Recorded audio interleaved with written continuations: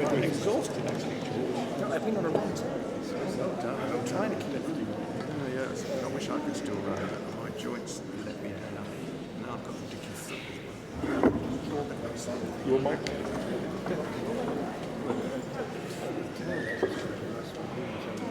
The volume has dropped in anticipation.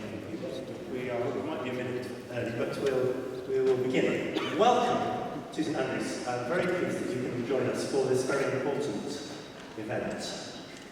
A couple of housekeeping things before we begin. You can see where, if we need to leave the building quickly, there's a door over here, another doorway you can came in. At the back of the church, downstairs, if you turn left and you get to the bottom of the stairs, are toilets, if you should need one. Could you make sure that your mobile phone's not going to make a noise?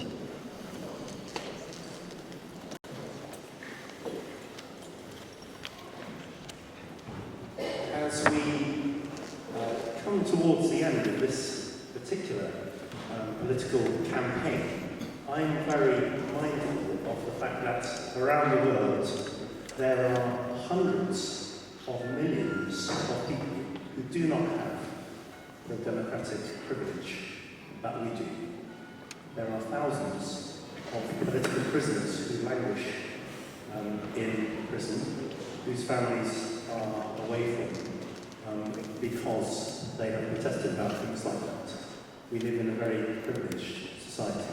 And I wondered, before we begin, if you might just join me in a few moments of silence as we think of those people in countries far away who put up with those regimes. Will we keep a moment of silence?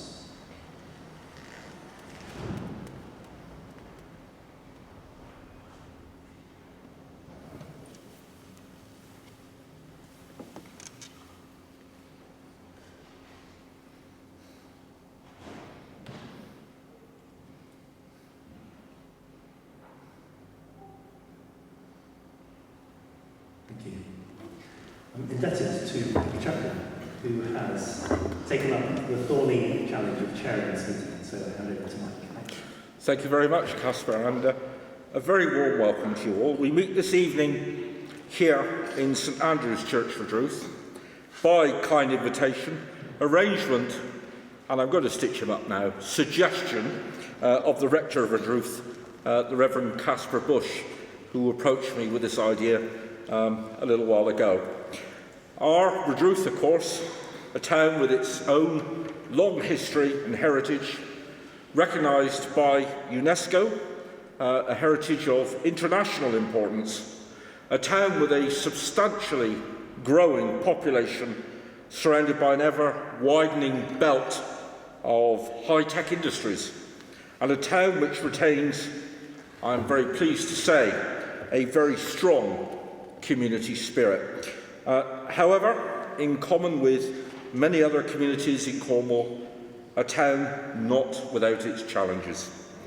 A particular welcome this evening to the Mayor of Redruth, who joins us, Councillor Henry Biscoe, his wife, the mayoral consort, Councillor Alison Biscoe, the Deputy Mayor, Councillor Deborah Reeve, and the President of the Redruth District Chamber of Commerce, Mr. Manny Hernandez, to many councillors from both the town and Cornwall Unitary Council, as well as members of the groundbreaking Redruth Youth Council, but most of all to you, the electorate.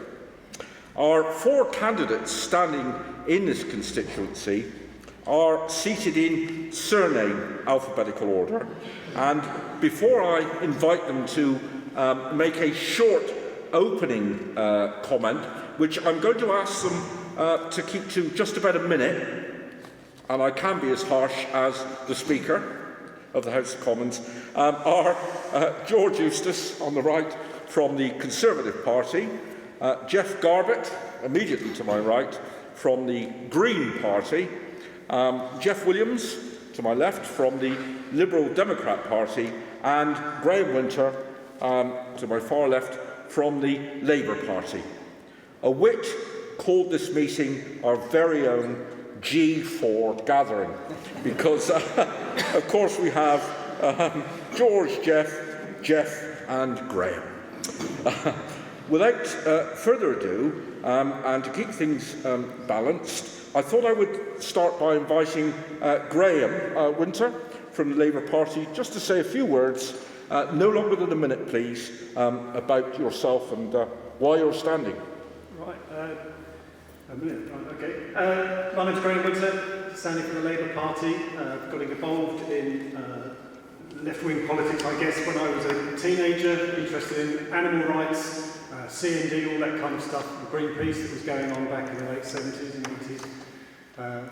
Otherwise, I've worked in IT, a career in the IT industry. I retrained as a mature student, did a degree in environmental management, and I've worked for the Environment Agency as an environment regulator for the last 19 years. The skills I can bring, hopefully, from that job are liaising with industry. I work with the construction sector in particular, advising them, warning them of new regulations, working together how we can work pragmatically to make the regulations work for industry. On a personal level, I've lived in Camborne for 12 years. My family, my children have both gone to school all the way through there. My son's currently doing his in the middle of his GCSEs. And for me, at the end of the next Parliament, he'll be just leaving university, I hope, should he be successful in getting in, but he'll be leaving with £40,000 to £50,000 debt, so I want to try and do something about that. Thank you very much, Graham Winter. Our next candidate, Jeff Williams.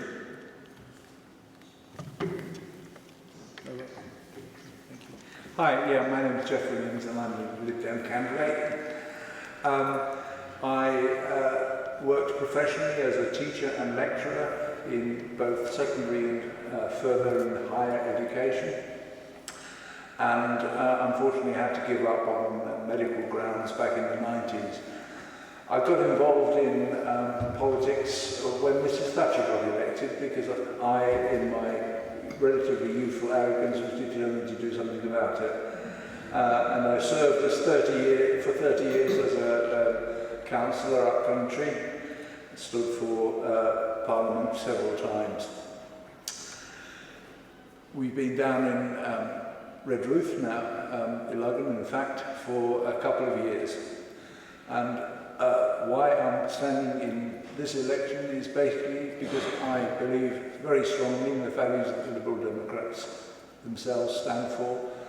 I'm fired up by Brexit, and I hope that I can bring the skills and knowledge and experience that I gained over the last 30, 40 years to serve the people of Redruth and Camborne and Hale. Thank you. Thank you very much, Jeff Williams.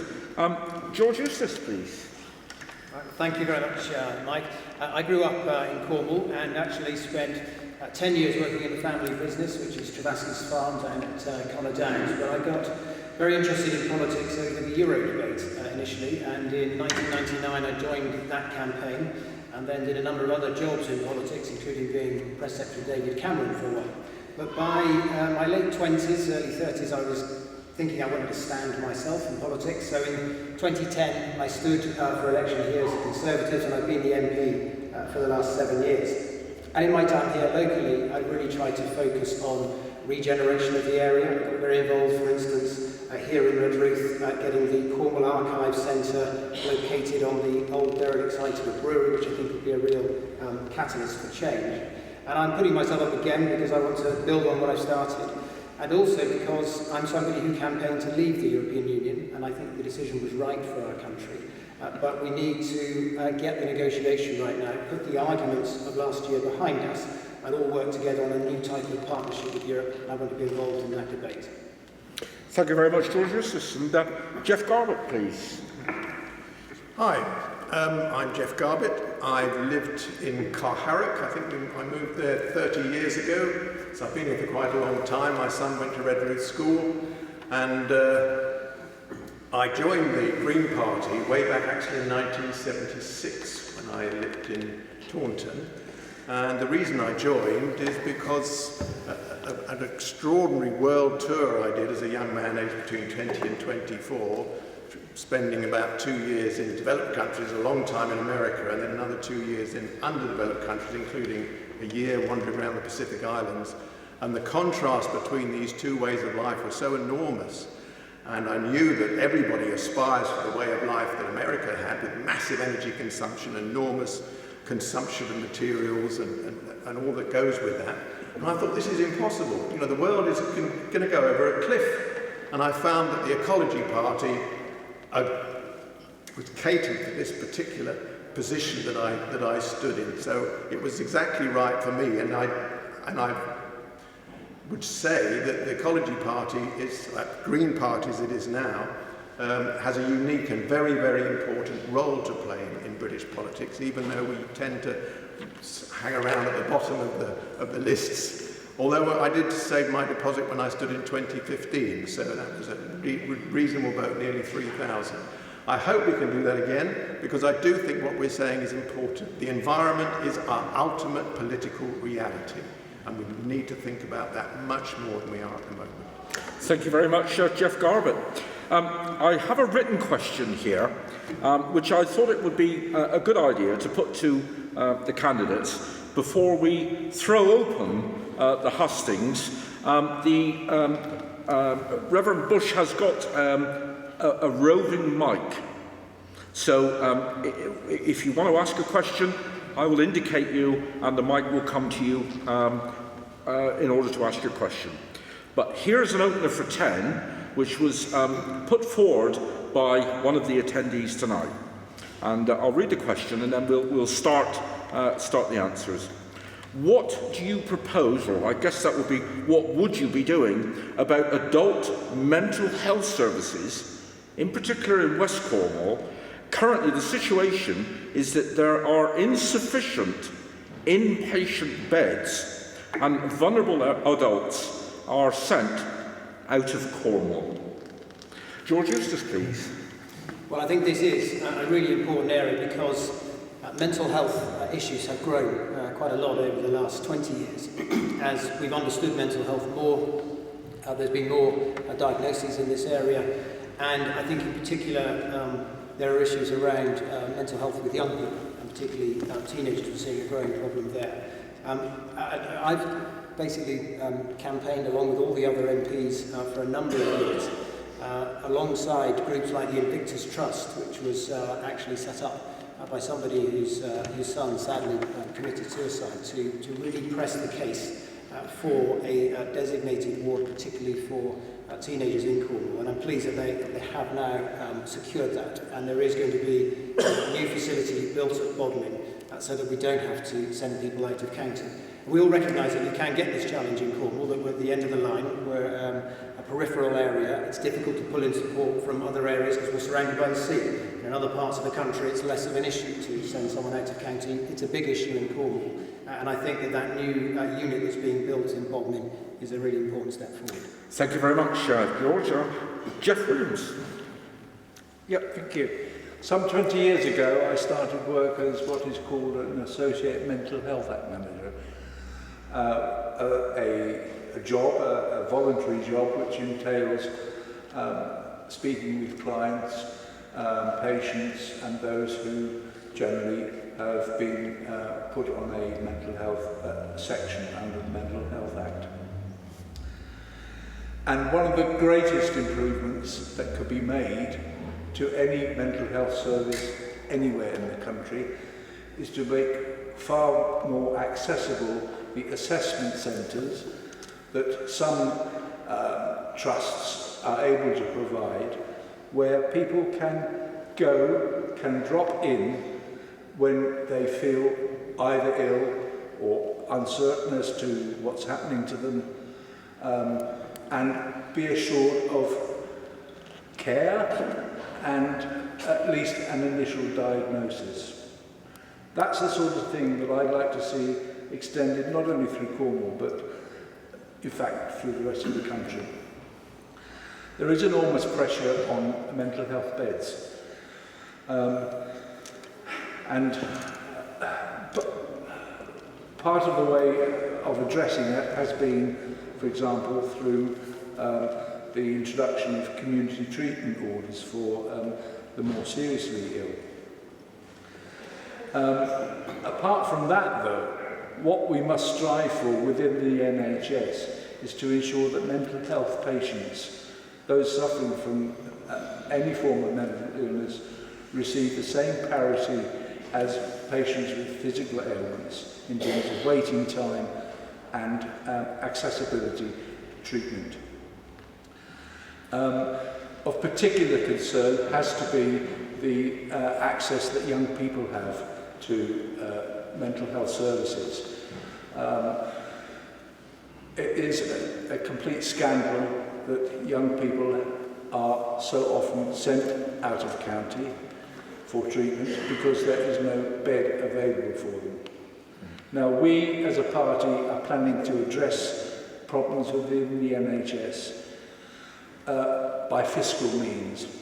In other words, we want to be straight with people and say we are going to have to provide a lot more through the NHS, including mental health services, and we're going to ask people to dig a little bit deeper in their pockets. And we're proposing a 1 penny in the pound increase on income tax, which would be dedicated, hypothecated, to use the technical term, towards the NHS, including mental health services.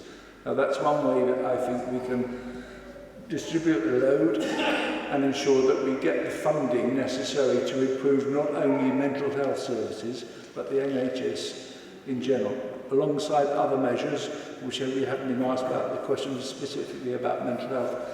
So no doubt we'll come back on to the NHS later. Thank you. Jeff Garbutt, please. Right, so I must admit in my brief 1-minute bio, I forgot to mention my job.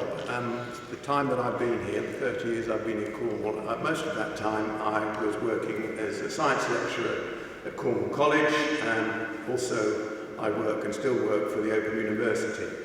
Now the fact that becomes important here because many of the students that I dealt with were suffering from various mental health problems. So I've seen firsthand how intelligent, thoughtful people can just lose the ability to make the best of themselves just through various mental ailments, which quite often they don't necessarily get the treatment for that they need. As everyone else has been saying, I think mental health should get the same kind of financial backing as we get from any other form of ill health. And in particular, there should be available therapies within 28 days of referral, and sometimes it's a bit longer than that. And once the patient therapist relationship is established, then it should be available 24/7, 24 hours a day, 7 days a week, because crises can happen at all sorts of times, and unfortunately quite often they can lead to tragedy. So the money has to be put into this in order to provide the sort of care that's needed. The pressures on young people now are intense, especially with all this social media, and really I think it's fair to say that we're having a bit of a mental health crisis, especially amongst the young. One of the interesting, I've just got my manifesto open here, an interesting thing here is to eliminate the use of police cells as places of safety for children, which I must admit I didn't realise this happens, but apparently even with very young people, if they're potentially damaging to themselves or other people, sticking them in a police cell is not the best way to get them out of that situation. Also in my manifesto here, there's a mention of paying special attention to mothers during and after pregnancy, children and adolescents, of course, black, minority ethnic people, refugees, ex-service people, obviously. Some of the worst cases of mental difficulties that I found amongst my students was those returning from Iraq and these kind of places. So they all have to be looked after. Thank you very much. And finally on this round, not last but not least, of course, Graham Winter. I'll try to keep it perhaps a bit brief, but we all recognise that the problems with mental health care is something that has come up quite a lot on the doorsteps in this area in particular. Mental health care is often linked to social deprivation as well, so we understand that we do have problems here. Pleased to see that people like Coastline are working on new facilities in the area, which will really help. But fundamentally, the health and social care system is broken at the moment. It's not integrated properly with the National Health Service, and that's where we're getting everybody that's missing out because we don't have a joined-up service. I was pleased to hear George say that they tried to put the case forward that Cornwall being different, and it is very different. We need different solutions down here, and it's taken a long time for that message to get through. And that's part of my key message is for what I'll be doing is trying to get that message through. Because not just in this area, other areas too need a different solution to the one offered to the whole country. Labour is committed to ending out-of-county treatment, so that's a red line. But also we'll be providing some proper funding for NHS and social care. And what Labour wants, Labour's approach to it is to get the local providers all together, and that's what seems to be missing. There seems to be a few cogs missing between the NHS and social care and mental health care, so they don't link. So Labour's approach to things, and it's their approach to most things, is to start bottom up, start with the people, start with the needs, see what the needs are in the area, and design services around the needs. Now, I know people will come back and say, well, they'll just ask for lots more money than you can afford, but that at least is the starting point. It's, the money won't fund absolutely everything, but the starting point has to be based around the needs of the local people. And the needs of the people in Cornwall are different. Our demographic, our ageing population is perhaps 20 years ahead of some parts of the country, where we're dealing with a much older, so we have to deal with dementia and things like that. We really have to do things differently here, and we need to take that on board. At an early stage, one of the interesting things that's in the manifesto under education, but I always mention it if this question comes up, is the fact that Labour will make sure that every school has a counsellor available, and that every child has access to counselling services. This will help in prevention and early identification of any issues and stresses around because young people are suffering an awful lot with mental health care. As we know, the way the education system is at the moment, there's an awful lot of pressure on them. So that's another commitment that Labour will put in place for our young people. Thank you. Ladies and gentlemen, your questions, please, if you would raise your hands. The first one, the lady with her hand held particularly high, I think a green pen. The mic is just on its way to you. Thank you. The reason my hand went up very quickly was because my question sort of follows on from this one. And it's a question to all four of you. If you're elected as MP next week, you'll be the voice in Westminster of us, the people of Redruth, of Camborne, of Hale and the surrounding areas. You'll be our voice. What are the three most important things you want Westminster to hear about the needs of this constituency? Well, I think that's an excellent question. The three most important things that you would wish Westminster to hear from this constituency. Jeff Garbutt. I thought you might choose me first because I haven't had very long to think up the most important three. But let's have a think now. Well, whenever I think of Cornwall, and this area in particular, I think of the enormous opportunities available by expanding our renewable energy potential that we have here, which is enormous.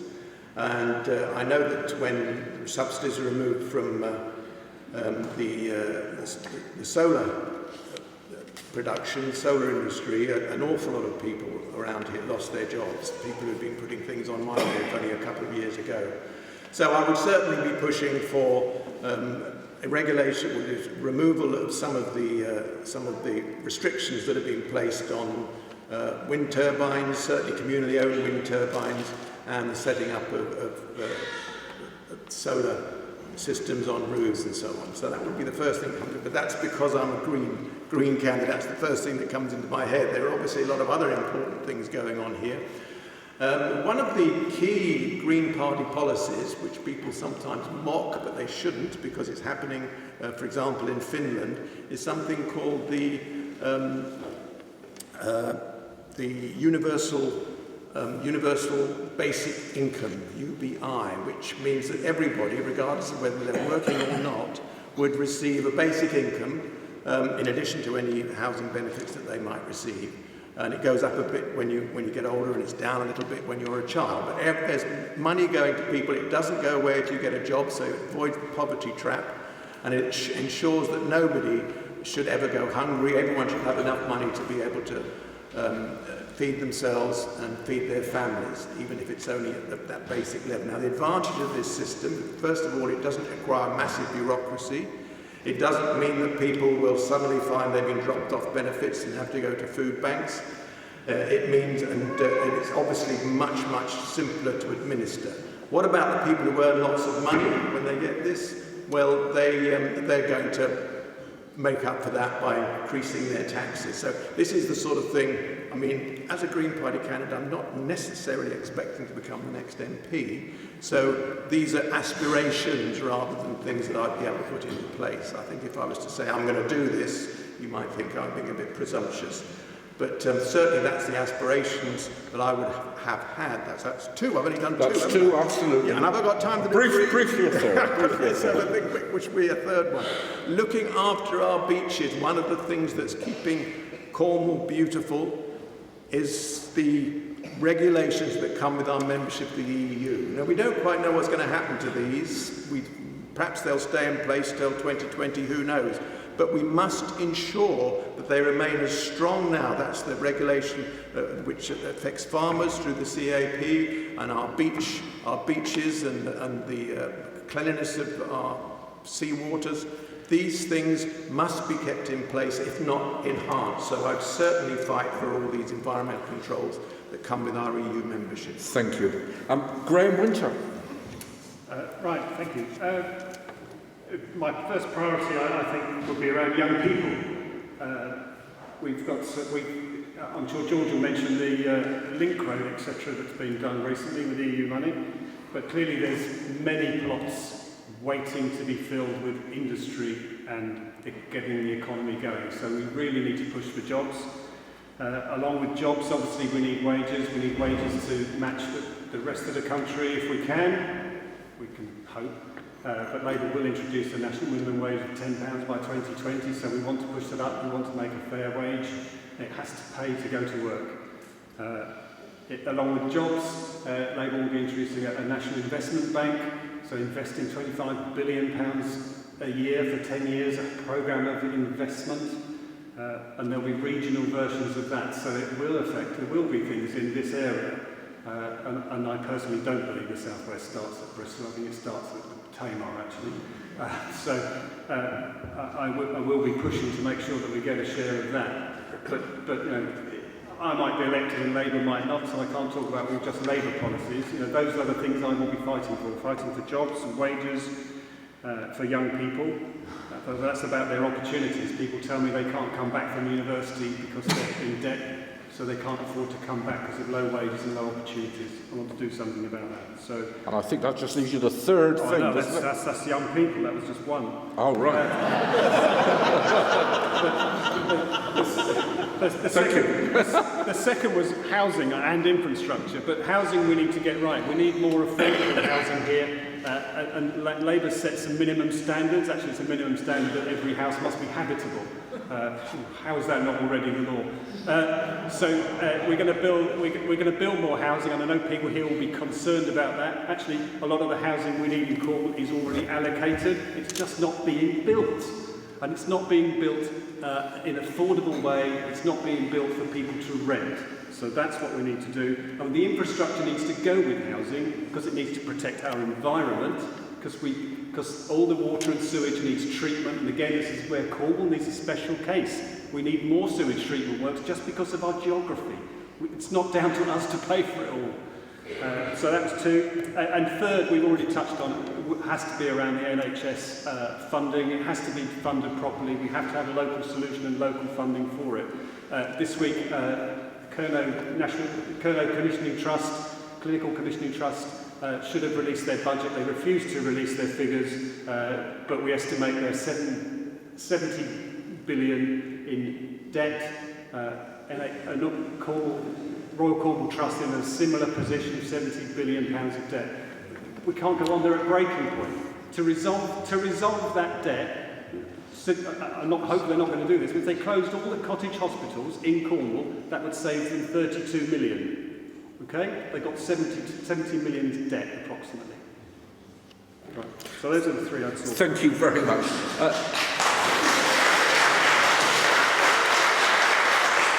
Thank you. George Eustace, please. Well, firstly, I want to build on what I've already been saying, which is economic regeneration, I think, for this part of Cornwall is absolutely crucial. I think we've made some progress. We've seen some derelict urban sites regenerated, brought back into use for the community, and we are now starting to see computer software companies, renewable energy companies, and digital companies starting to locate in Cornwall, because the advent of superfast broadband means that our geographic distance is less of a problem. But there's more to do, and it's certainly the case that Cornwall is not just part of the South West. We are distinct, we've got our own culture and our own identity, and I've always argued that needs to be recognised and should continue to be, and we've got different economic needs as well. And in our manifesto, we've announced there's going to be something called the UK Prosperity Fund to replace the EU funding, and that is going to target grant support to those areas that are falling behind, and I'll be arguing the case for Cornwall. Secondly, I think there's further to go in terms of getting fair funding on certain public services in Cornwall. Notably, I think on the NHS, the last review that was done by the National Institute of Clinical Excellence, who review these things, I think they didn't put sufficient weighting, in my view, on the age of the population. They looked at all sorts of other deprivation measures, but the truth is you need healthcare most when you are elderly, when you're later in life. That's when you need that support, and I think it's not recognised sufficiently at the moment. Finally, I do think there's a real issue around development. We do need new housing. But I've always been really clear that we have to focus on brownfield sites before greenfield sites. And I think although there's a lot of national pressure for new housing, people have got to recognise that here in Cornwall it's a very narrow peninsula. There's a bike shop down the road near Portreath that sells a t-shirt saying, "I cycled across England." And of course, the mineral tramway footpath runs from Portreath down to Devon. It's only about 8 or 9 miles to go from the Atlantic down to the Channel. And if you have insensitive development, it really does start to mar our landscape, beautiful landscape here in Cornwall. So I think the fact that we are quite a narrow peninsula means we have to be extra careful when it comes to what we build and where we build it. Thank you very much, George Eustace. And finally, this conjectural wish list of the 3 messages to Westminster, Jeff Williams. Thank you. The most pressing issue facing all the communities in Cornwall is education funding, because decisions are going to have to be made on that. Decisions are going to have to be made on that as early as this September. It is a scandal, a total scandal, that schools in this constituency, right the way through from Redruth to Hale, are suffering or will be suffering from up to £7 million worth of cuts. It's a disgrace that the head teachers are having to essentially sack members of staff.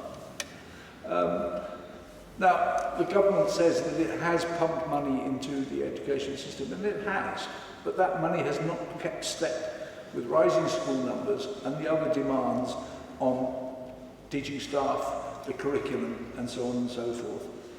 Now, we're proposing across the country a £7 billion investment in education, which we hope will go some way to address some of these problems. The second most pressing issue, I think, is the NHS. And again, I already mentioned, so I shan't repeat it, the £1 income tax rise, which we are confident will help go to addressing many of the problems and the issue of care and integration of care and health services. We're also planning in the NHS to reintroduce nursing bursaries. And thirdly, the issue facing a number of our communities, as has been touched on by others, is housing. And particularly housing for younger people, whether they're young couples wanting to buy or young individuals setting off on their own with a partner, perhaps seeking to rent. The odds are against them at every turn, and we are proposing means to help youngsters not only onto the housing purchase ladder, but onto the housing rental ladder as well, by giving loans, essentially, which will help either towards purchase or towards the rental.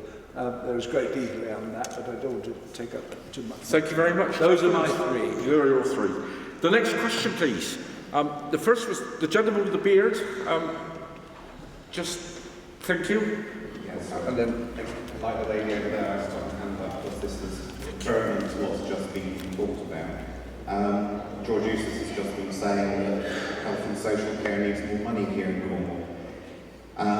As I understand it, health and social care are devolved to Cornwall Council, and George Eustace has consistently voted on his voting record to reduce money to local government.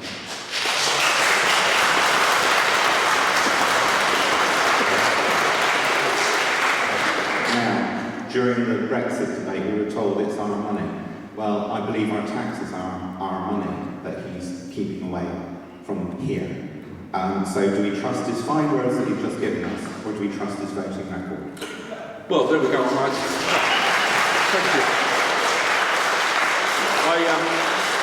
I think it only fair to invite George Eustace to answer that one. But Sure. first of all, if you... Happy to do so. Look, across government departments, people have had to make savings, but there's still a real issue around the priorities that Cornwall Council has. And let me explain this. 2 years ago, we had something called the devolution deal. And the plan was that we would... Sorry, you're going to let me finish? Please, ladies and I'm not gentlemen. quite sure what's controversial about that, but anyway. Please. The idea was, the central part of that was to join up NHS spending with adult social care spending. Everybody had entered that in good faith. Since then, the government's done two things. They've allowed local authorities, including Cornwall Council, which they've taken, to increase their precept by 2%, provided that money was ring-fenced for social care. And they've also put additional money in, several £billion nationally. A chunk of that's gone to Cornwall Council to help with adult social care. When I talk to the NHS managers, they say, you know what? All Cornwall Council have done is cut the budget in other areas so that their total spend on adult social care has actually gone down, despite the fact that they've got the precept and they've got the extra money. And there's a real issue here with Cornwall Council. They find £500,000 to try and do a bid to make Truro the City of Culture, and yet they are actually cutting the adult social care budget, even though they've been given ring-fenced money to spend on it. And they're doing that because they're actually planning to basically put the responsibility on the NHS while not handing over the budget. They're running the budget down. I think that's a wrong way to behave, and actually they need pulling up. Thank you. Cornwall Council, of course, dominated this past few years by the Liberal Democrats and the Independents, I believe. So perhaps a brief comment from Jeff Williams on this. Yeah, I'm not quite clear what the question is, actually, because I thought it was about George's voting record. The question was actually about adult social care and the funding of it. Of course, that's a devolved issue, if we can call it as such. Yep. Well, I'm not a Cornwall councillor, so I'm not going to answer for them. But what I have done already is say what we will intend to do when we're in government. And that is try and integrate social care and the NHS, because the two are inseparable. And we are so many decades behind some of our European counterparts who have seen this and acted upon it and managed to get themselves systems where the two services are fully integrated. Graham Winter, any comments from you on? I'm sorry, that was not my question. My question was, should we trust the words of George Eustace, who's saying we need more money, who, with the other hand, has taken more money away from Cornwall. Regardless of what they've done with it, he has consistently voted to remove money from local government. So my question is, what do we trust? His words or his deeds? Right. Well, Can I just say, I think I have answered that, and I've said there's been an additional precept going to Cornwall Council and additional ring-fence money for social care. And what they've done is done a smoke and mirror job to remove money net from the adult social care budget, despite the fact they've been given additional funds. thank you. Briefly, comments, Graham Winter? Well, the question is about George's voting records. I'll let you judge that next week. Thank you very much.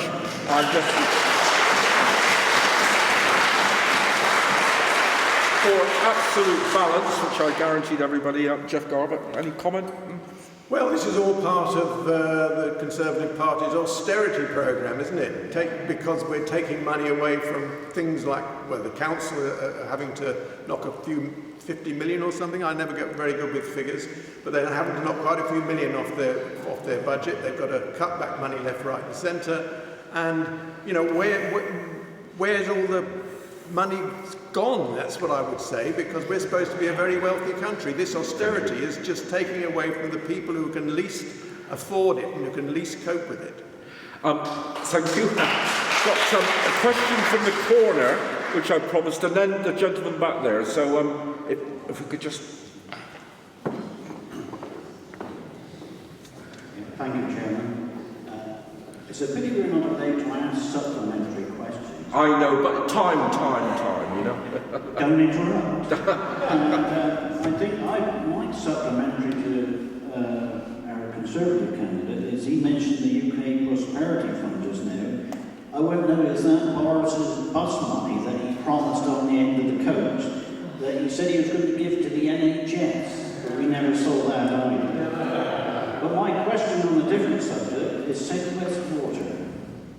They've been in court more than the Cranes, and what will the panel do to help its customers get a fair deal? Because at present, whatever happens, they still take our money and take their dividends, and we got to pay, and we have no option but to keep paying. Absolutely. Well, thank you for that question. I think it's pretty well known that we pay quite a lot for our water here. I'm going to throw this open firstly to Jeff Winter, please. The question is, what are you going to do to help us with our excessive water bills, I believe, isn't it?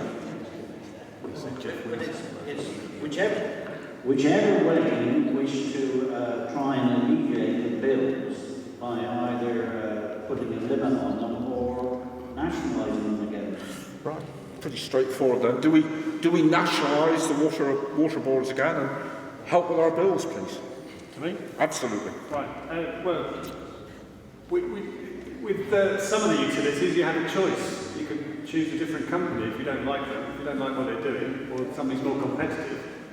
We don't have a choice with water. They provide a service that every one of us needs and uses. So a service should be provided by the government. We would propose to attempt to nationalise the water companies. They're there to provide a service for us, not to provide profits for companies overseas.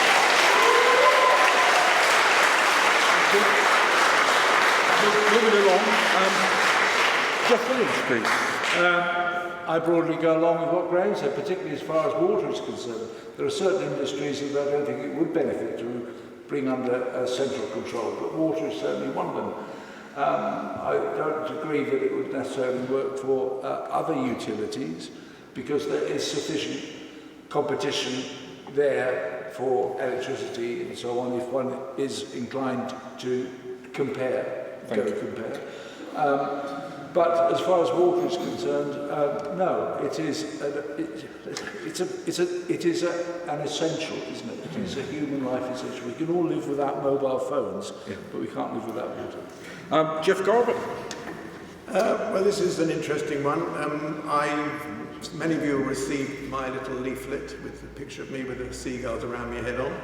And that had a telephone number on, and I received a call, I think it was this morning, from someone very irate about her water. She's had it tested, and she said it had levels of glyphosate, which apparently are okay for the EU, but much more than was present in water in Wales. So it seems to me that not having a central control over water means that different water companies can have almost their own policies towards things like water purification and the levels of pollutants in the water which are acceptable. So certainly the Green Party would, along with the railways, would renationalise water companies.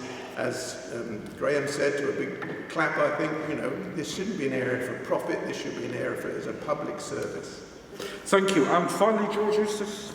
Well, there was a long-standing problem that bills here in the southwest and southwest water were higher because of some really big infrastructure work that they had to do to tackle the problem of sewage in our waters. The truth is this, the last Labour government, in the 13 years they were there, didn't do anything about that. In 2012, a number of us pushed our government very hard, and we've since then had a rebate that goes to every household, £50 per year off their bill. And that has been an important step forward. It's £40 million a year pumped into Devon and Cornwall. I think long term, there are other things that we need to be looking at. The evidence is really clear that those who go on a water meter tend to have much lower water bills than those on rates. And one of the big problems. One of the big problems that you often get there is that sometimes the most vulnerable people who are in rented accommodation don't have the authority to switch to a meter, and their landlords are reluctant to. And I think we need to make it much easier for those remaining people to get onto meters, because they do tend to have much lower bills. So it's quite a stark difference.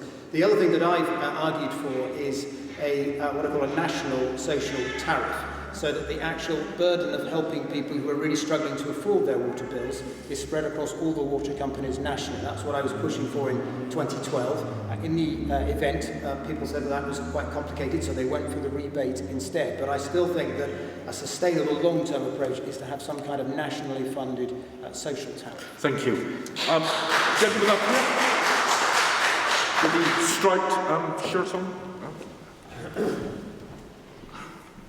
Thank you. Just rewinding a little bit, you said about Cornwall Council wasting money, this, that and everything else. Obviously most of us here are council taxpayers. Do you think it's right that Cornwall Council is wasting money, a lot of money, on this culture bit? Now this money that they're wasting on this culture bit could be going to much better things. Thank you.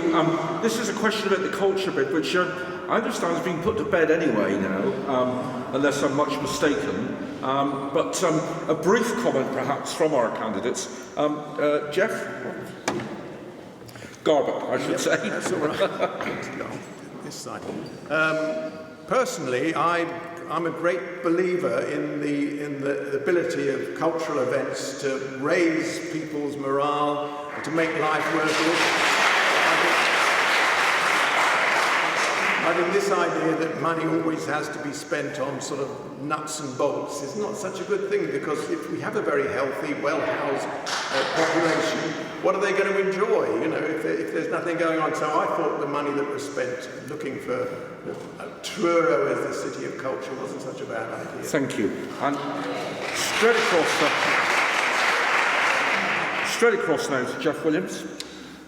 Look, one of the greatest assets that Cornwall has is its culture. It really is. The richness in local communities, in larger communities. I was at when what was he called, the Iron Man came to Redruth last year. Yeah. Amazing. Absolutely amazing. And for me, I'm not a Cornishman, but I found it incredibly moving. Really I did. And I know people who complain about what's spent on culture and so on and so forth, but be proud of it.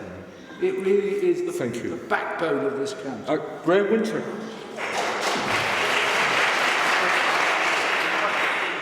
Well, I'd agree with Jeff almost entirely on that. I think we have a wonderful culture here, and I think we should celebrate it. I've no idea whether the bid was the right thing to do. But I think that's absolutely the reason why we get so many tourists down here. It's not just for the beaches, but it is for our diverse culture and scenery. So we should celebrate. Thank you.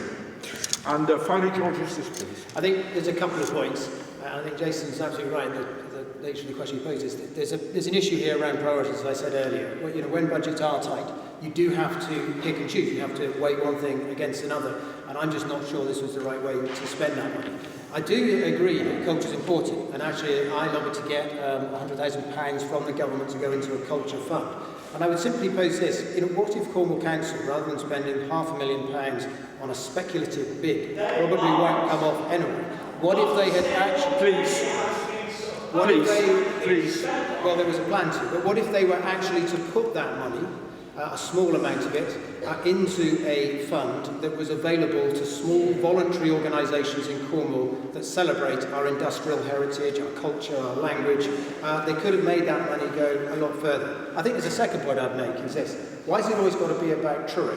Redruth is the home of the Cornish diaspora. 6 million people worldwide who trace their roots back to Redruth. Truro doesn't have that global link and that global reach in the way that Redruth does. Thank you. Gentleman with a piece of paper in his hand there. This is a two-part question.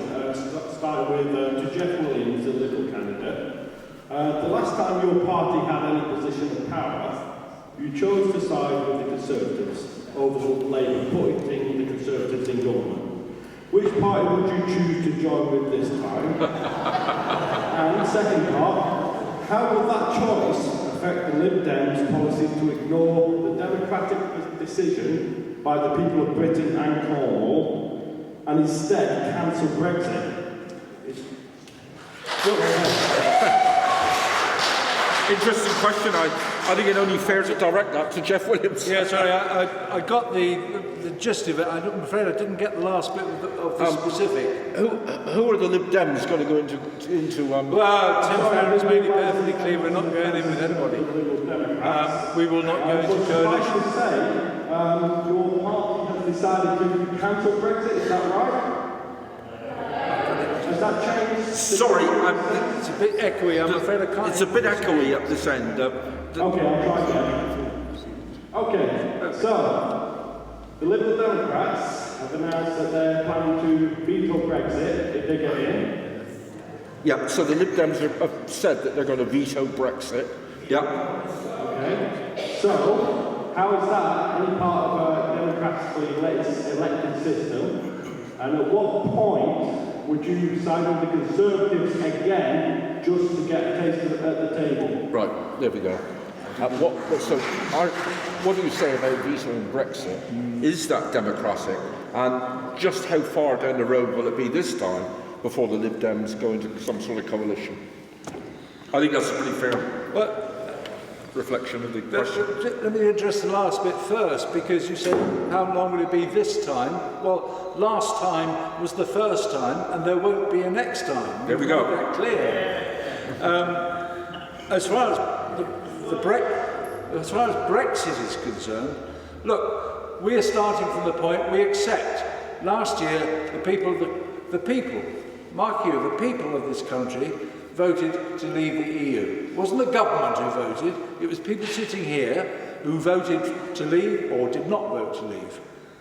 Now, I don't think that we should entrust the final decisions on the terms of Brexit to a little cadre of ministers stuck in Westminster. I think that decision on the terms of any negotiated exit, and we have no idea of the terms, we have no idea what the government is going to be negotiating for, except that it is a hard Brexit.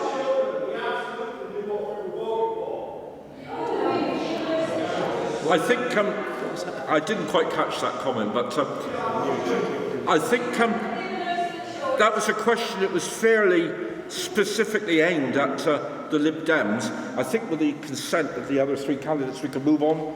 George?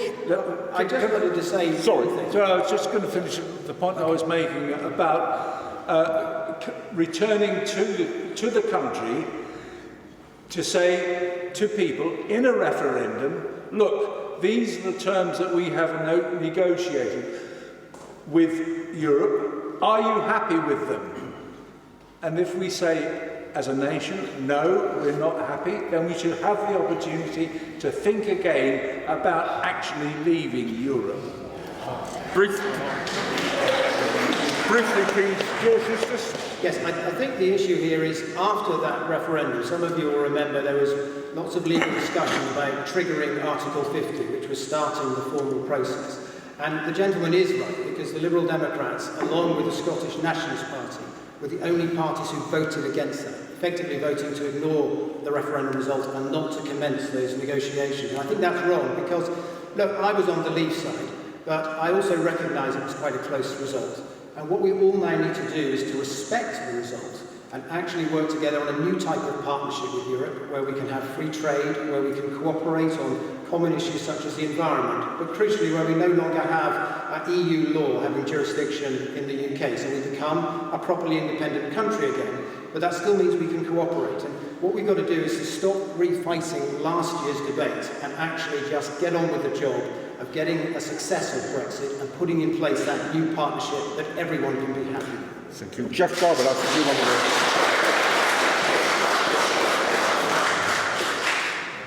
This is a subject close to my heart, and I won't spend very long on it. But we've got lots of questions to come. Yes, I understand that, but the vote to leave the European Union broke my heart.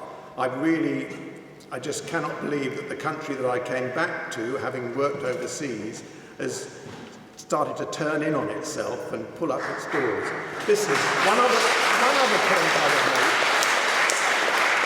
point I would make. I would take issue strongly with the questioner who then said we all knew what we were voting for when we voted leave. Nobody knows what we're voting for. We don't know yet what we're going to get, which is why it's important, and the Green Party also accepts this, that we should have a second referendum once the agreement has been made and we have negotiated and we know what the terms are. Thank you. Thank you. Right. I think I should offer Graham Winter a comment here. Yeah, I'd just like to say that, it was very divisive, and I think it really hurt our country having a referendum last time. I can't imagine what a referendum on the deal will look like, because it won't be a simple question. There will be a package of clauses about 100, 200, 300 different things, some of which you will like, some which you will like, some you won't like, some you won't like. How are you going to answer that question when you've got 200 or 300 clauses, some you like, some you don't? It's just an excuse to prolong the agony for longer. Sorry, we need to get on with it and get the best deal we can. Thank you. There is a lady. The lady here is. There's a lady here, and then we'll go to the gentleman at the back. So we've got the lady here. Just. Thank you. Hello, I live in Camborne, and I've witnessed over the last 7 or 8 years the building of Boslowen. The latest, basically, slum development where the houses are disgusting shape. Mr. Eustace, you stood very proudly in a photograph in West Britain, didn't you? In front of those houses, which by now, it's embarrassing to drive past them. Windows broken, bits of bodies documented, one housing company has built the whole lot, and that's your responsibility. That's you who put that through. Could I ask you to... Embarrassing. What I want to know is, where is the open space? Where are the facilities for children? Where is the extra GP surgery? Where is the extra school places? Because quite frankly, all I see is an accident waiting to happen, and I'm ashamed of you. Absolutely furious with you. Sitting out there with a posh house and can't pull it down, wherever the hell you are, it makes me spit. Thank you. So your comment basically is about a specific development called Boslowen, I believe. Yeah. Thank you. Your question is directed first at George Eustace, or your comment. So I think it's best to let George Eustace respond in the first instance to what's been said. Well, look, I've said, as always, that I believe in developing brownfield sites before greenfield sites. And Please, I understand your question.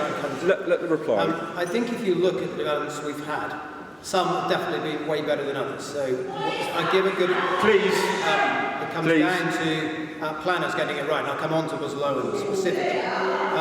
The issue, if you look, I think, at Treview Road, where you had the old Holman's factory, you've actually seen there some really tasteful housing done that it basically reflects the historic architecture. This is at the train station. I don't think anybody would disagree. I know. Please. I'm just going to give you the example. So that's a good example of where they've got it right. They've got sawtooth roofing. They've kept some of the original building, the apprentice building. I think if you look at Heartland, they've got it right. Again, on that front, they've actually got sawtooth roofing. Please. In the case of Buslowan, I don't think they got it right because they had those 3-storey properties. I'm not a planner, I'm not in Cornwall Council. It was a decision for the planning committee. Please.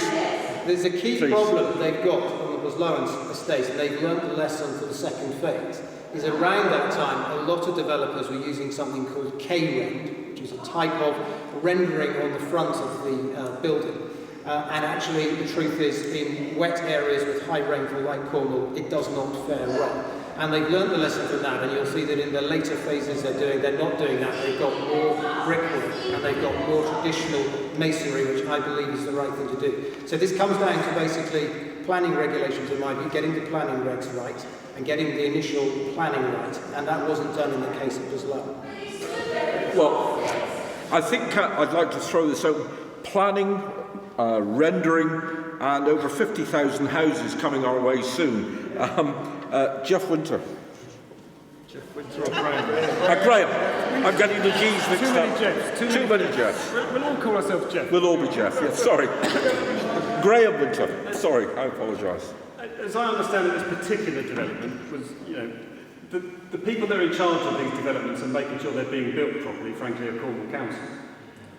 So they have a lot of responsibility there for checking these projects as they start and as they progress to make sure they're being built to standards. And clearly these were not built to standard. Aside from that, the lady's right that the whole planning aspect of it is wrong. We've now got a major road going right through the middle of that estate. It's really narrow. There's no parking, and it's the main road through to the link road. So it was really badly planned. But again, I'm not sure that's entirely George's fault.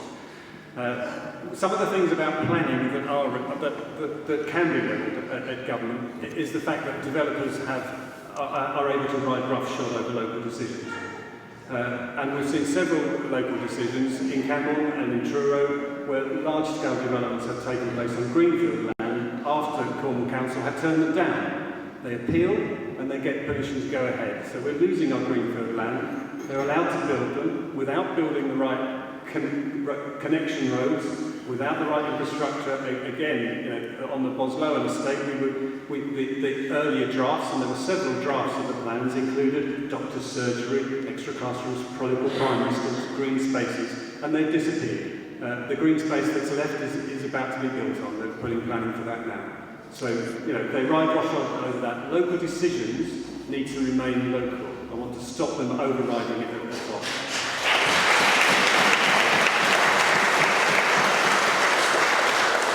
Jeff Williams, any comment on that, please? Well, just briefly. Over the decades, we've seen numerous occasions when houses, let's put it bluntly, have just fallen down because they've been built either badly or with the wrong materials.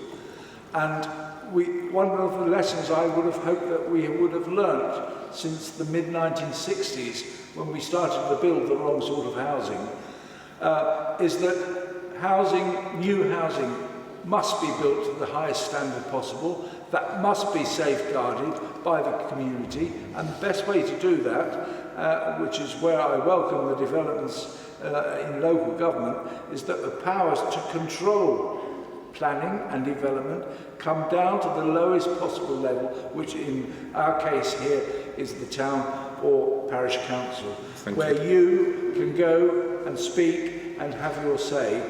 And that decision-making should be devolved down, not that it then, as Graham has pointed out, goes back up to another authority and from there can even just be overruled by a visiting inspector or even a non-visiting inspector sitting in an office in Bristol. Well, thank you.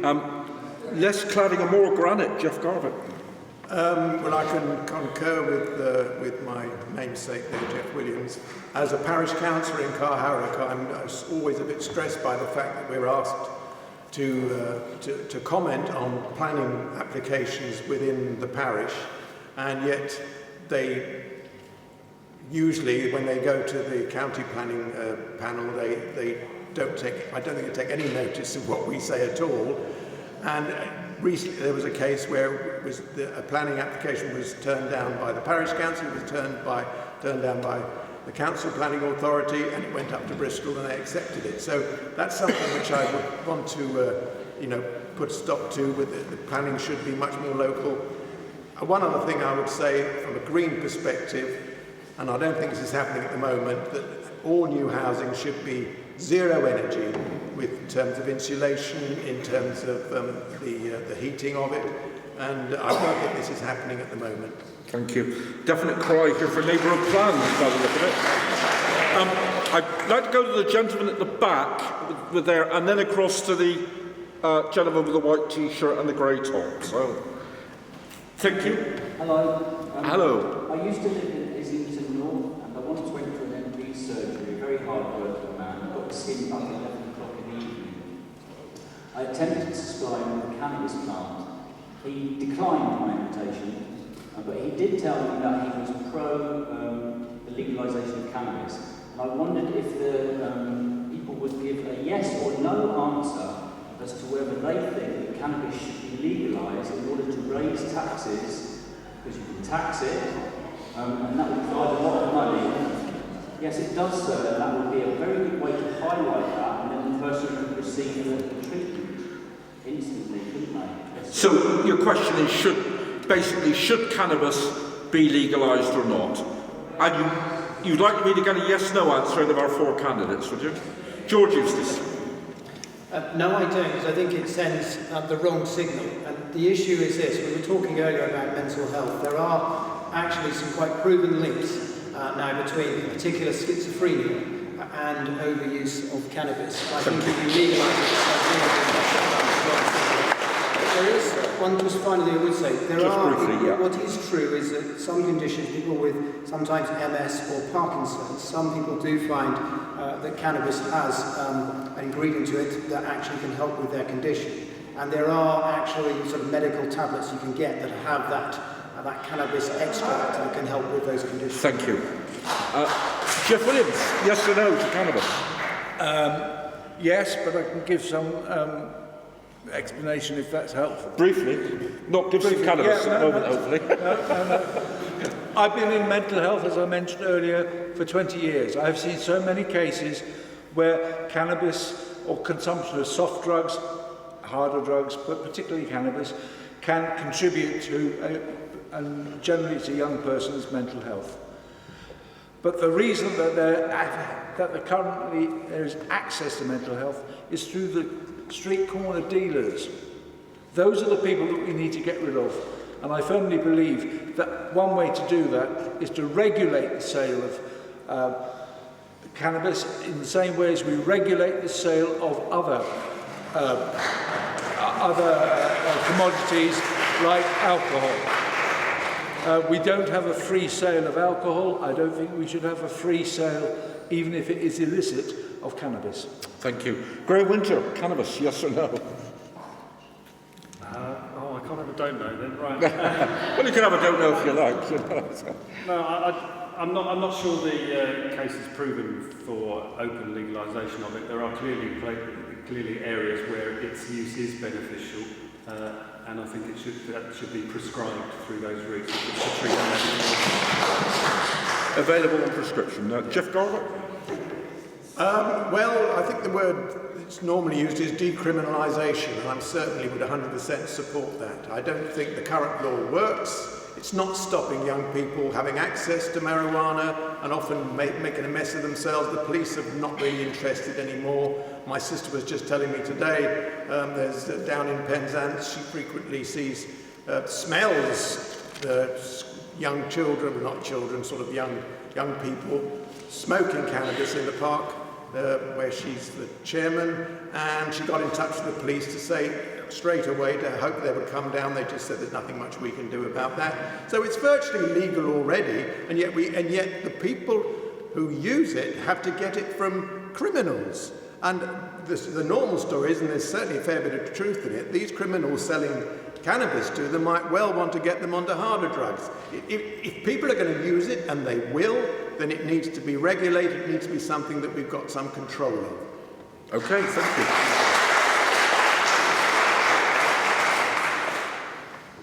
Thank you. Hi. My question is towards George. Well, basically reds and blues.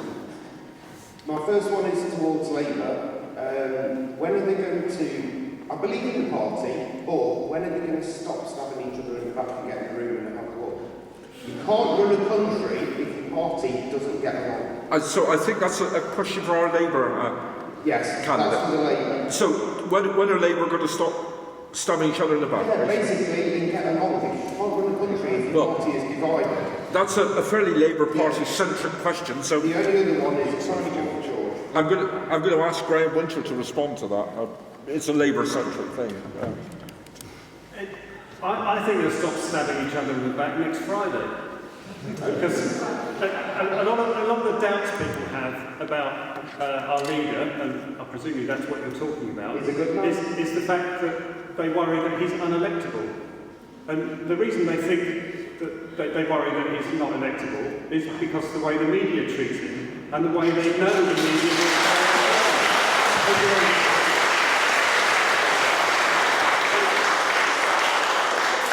will and because the media will carry on doing that up until polling day.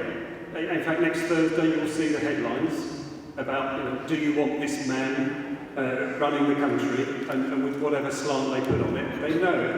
The worry is that he's not electable to the majority. I think the polls are turning that around. I think the fact that we're in an election period where, in theory, we get fairer coverage is turning that around, because a lot of people are seeing him for what he is, and they're not seeing somebody to be scared of. Interesting opinion polls. Who believes them except the pollsters? George Eustace, any comment on this, sir? No, I think it's very much a Labour question. It's a Labour-centric thing, but to be fair... Graham's best place to... Jeff Garbutt? Again, I think Graham has given quite a good answer. I think it's very sad. We need a strong opposition, and I really hope that the Labour Party get themselves together, get themselves organised. There we go. Otherwise, we're going to be in a one-party state, and that won't be any good for anybody, not even George. Jeff Williams? Well, I think it's the curse of our modern age that our political debates at election time are based more on the personality of leaders than actually on the policies that their parties are.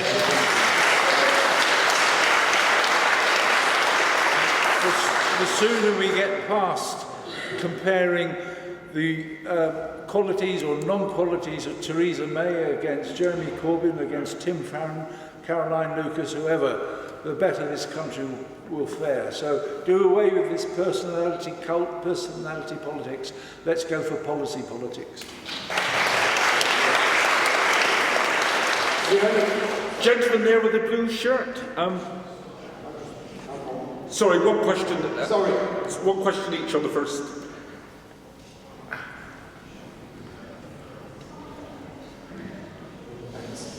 Redruth is served by a fantastic comprehensive school, Redruth School. The Redruth School seeks to serve all the children in this community, from those who struggle and have special needs to those who are going to be high achievers and going to Cambridge to be doctors, and to serve all of them. How would the least able children in Redruth be served by a grammar school system?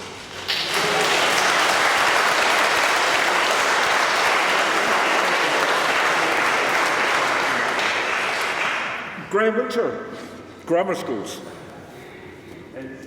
They won't.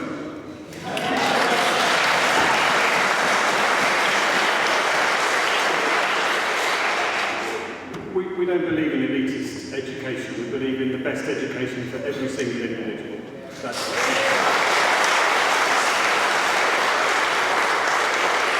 George Eustace, please. Well, look, the issue here on grammar schools is that probably from the 1960s right through the 70s and early 80s, right across the country there was a gradual drift towards a comprehensive system. But grammar schools were never abolished. And then in what can only really be described as an act of vindictiveness, in 1997, the new Labour government only 2011 made it an offence to open new grammar schools. And I think that was wrong because there'd already been quite a mixed approach. Most parts of the country decided, and parents supported this, to go towards a more comprehensive system, but some didn't. And what we are saying is let's not go back to a kind of total grammar school, secondary modern system, but let's not at least rule out the option of making an offence to open a grammar school. Because what we're seeing in many parts of the country, and right here, for instance, I think we've got some really, really strong secondary schools. But if you look at Camborne School, for instance, they've set up something called Nexus, which is all about effectively like an extra level of setting where they really push children who are great at science, great at maths, and they really try and stretch those. And I think that's really just an extension of setting, and I think it's a positive thing. But while you've got some of this legislation put in place and you're making an offence, actually schools who try novel things like that, who are inclusive schools, and it can have anyone join them, but actually sometimes set up these special dedicated units to really enable children to get on and really achieve in science and maths and English and other things. They're actually facing legal jeopardy for that. And there are parts of the country where actually we've got failing schools. And you have a kind of selection now that parents can afford it by houses in posh areas where the schools are better. And there are parts of the country where that doesn't happen. And all we're saying is let's not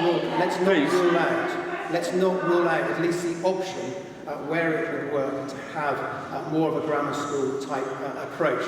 And we've been really clear as well, it's very important, that any new grammar school would only be allowed in those areas where there was a real failure in the state education system, and also that they have to partner with some of those other schools to ensure that standards across the board were raised. Thank you. Of course, an absolutely first-class school in Redruth. Jeff Garbutt, any comment on this, sir? Yes, lots of comments. I've been teaching for nearly 40 years, so these issues are very close to my heart. First point I'd like to make to George is that he ought to remember that the Nexus part of Camborne School was originally a free school. It didn't work very well. A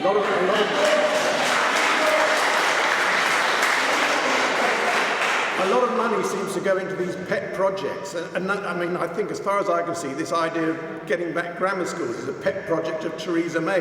There is no evidence whatsoever that grammar schools improve social mobility. The evidence from education research is all in the opposite direction. We need to ensure that all of our schools are good schools and not tell children at the age of 11, well, you're all right, you can go to the posh school, you've failed. Oh no, you haven't failed, it's just that you've been selected for a different education.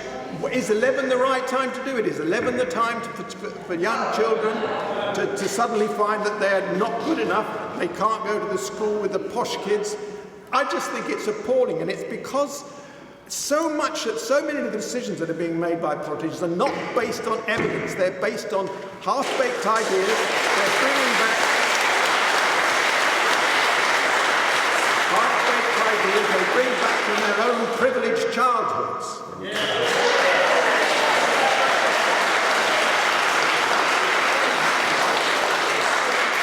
Jeff Williams, grammar schools. Grammar schools, well, there is no way that the introduction of grammar schools will benefit the majority of youngsters, either in this constituency or anywhere else. What we need to do to improve the opportunities, to enhance the opportunities for young people, as far as the schools are concerned, is to free up the teachers to do what they do best, and that is teach.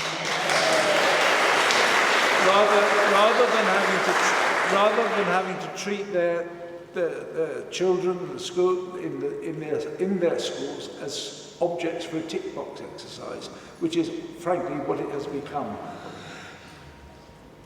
Compare your own education with school when you were at school, particularly the older members of the audience. You all had some inspirational teacher, someone you remember when you were in your middle age. Oh, I remember also, he was good, wasn't he? There is no room for that sort of teaching anymore because teachers are so constrained by a curriculum imposed from above which does not necessarily suit the children that they're teaching or expand their life vision, that the charismatic teacher has gone. And it is good teaching and it is good leadership which will extend the life chances of our children, not building selection schools. Thank you. I'll leave it. Okay.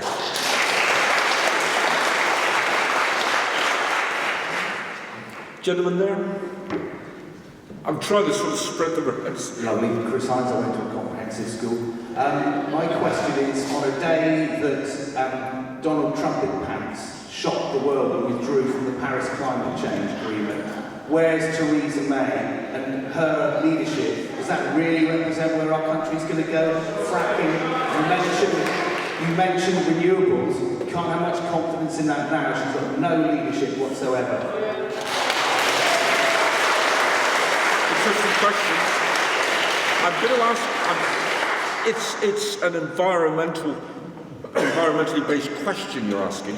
I'm going to ask Jeff Garbutt to respond first of all, and then over to George Eustace, and then to our other panel members. Well, I'd say straight away that Theresa May's response, which was basically no response, a spokesperson saying she told Donald Trump that she was disappointed.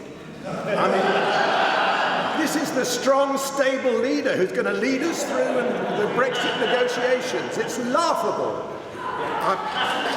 Thank you. Is that all I get? That's a As I said right at the start, our environment is our central political reality, and not nearly enough attention is being made, for example, in this particular instance, to climate change. It's with us now, and the disruption it's going to occur, not just to us because we're going to have slightly warmer summers, to the whole world. It's already happening, massive movements of people. Wars, goodness knows what else. It's coming, and it's coming quickly. We have to do everything we can to stop it. It's the most important issue facing us at the moment, and to treat it in the kind of half-baked way that the Tory government have since they not really taking it seriously, getting rid of the climate change ministry, etc., is just not good enough. Thank you.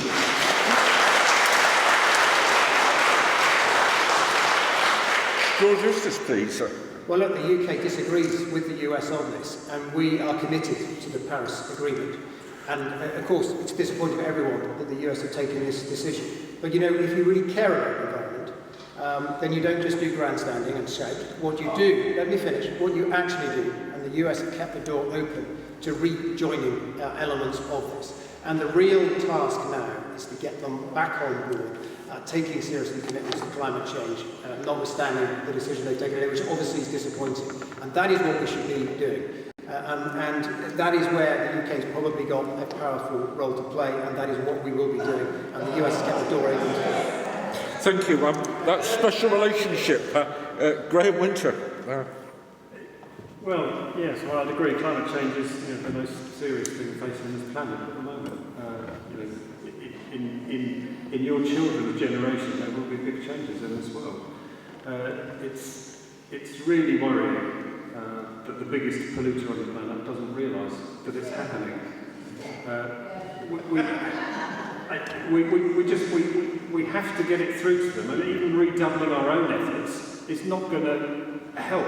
We can't just do more towards helping the climate ourselves if they're not going to get on board. We really have to get the message across to them.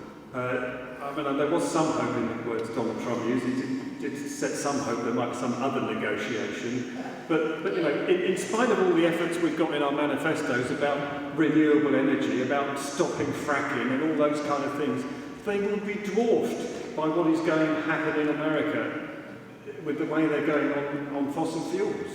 It really is seriously. I don't know what the answer is to get it done, but we have to get the message through to them somehow. Thank you.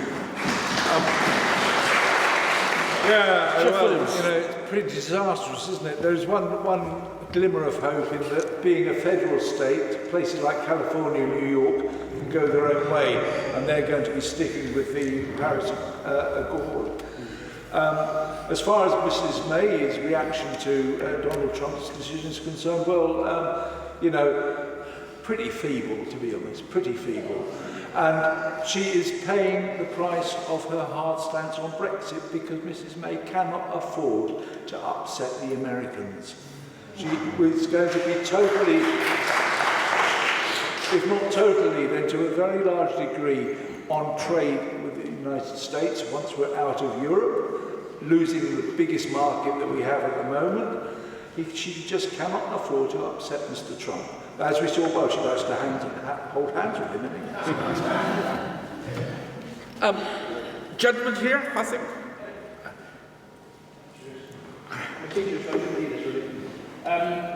Do you agree that increasing the use of food banks from 29,000 in 2008 to almost 1,183,000 last year is down to badly managed universal credit system and a disregard for the vulnerable in our society? Thank you.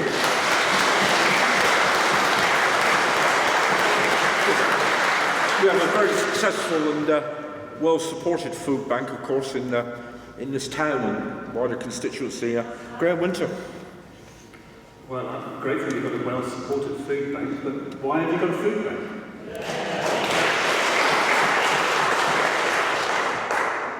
What, are we the 5th largest economy in the world, and we've got a million people going to food banks? What is that about? I mean, George will tell us later, and you keep mentioning it, it's about choices. Government has to make tough choices. But we have working people, sorry, they're not on the unemployed list anyway, because they're working people, many on 0 hours contracts, some on much bigger contracts, full-time nurses, we hear, sometimes have to go to food banks. What kind of world do we want to live in? I mean, it's wonderful that there's such charity about and people donating, but really, it's a scourge in our society and a sad reflection on the choices this government's made. We have to get rid of them.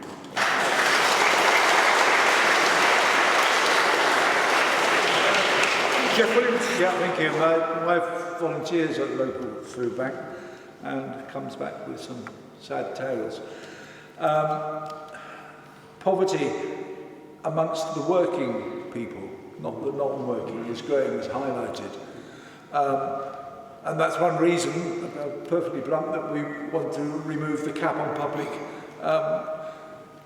salaries in the public sector, so that people like nurses don't have to go to a food bank to get food. I'm afraid for the last 10 years or so they have been inevitable. I hope they won't be inevitable over the next 5 years, whoever gets back into government. Thank you. Jeff Garbutt, food banks. The responsibility of a government is to ensure that the people that they serve are safely, warmly, carefully housed, that they're able to feed themselves and their family, that they can live in safety, and that they have access to medical care when they need it. These are the basic requirements that any government should provide. But the way this government has been behaving, and the coalition before it, I'm afraid to say, is to actually, while they cut things like corporation tax and tax for the best paid, and who's had to pay for this? The people whose services at the bottom end, the lower earners have had their services cut, their standard of living has had to fall. As Graham pointed out, I mean, even nurses and people in work are having to use food banks. This isn't the way to govern a country. The priorities must be to ensure that everybody has these basic rights. And if that means that people at the top have to sacrifice their Mercedes Benzes and goodness knows what else, then so be it. But we just got things the wrong way round at the moment.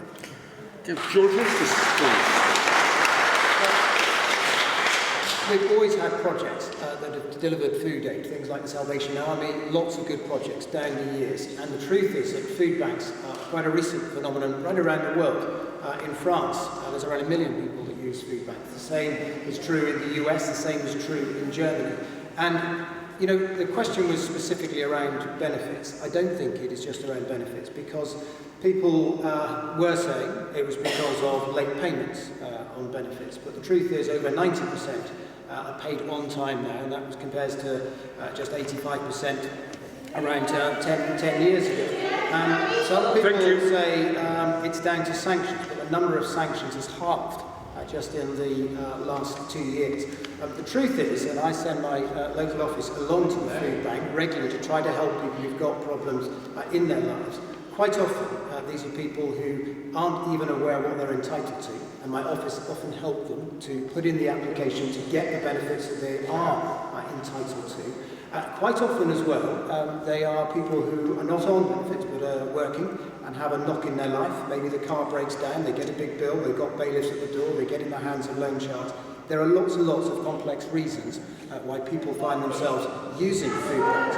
You know, we should recognise the good work that they do, but it is wrong to simplistically say this is something to do with universal credit. I think far from it.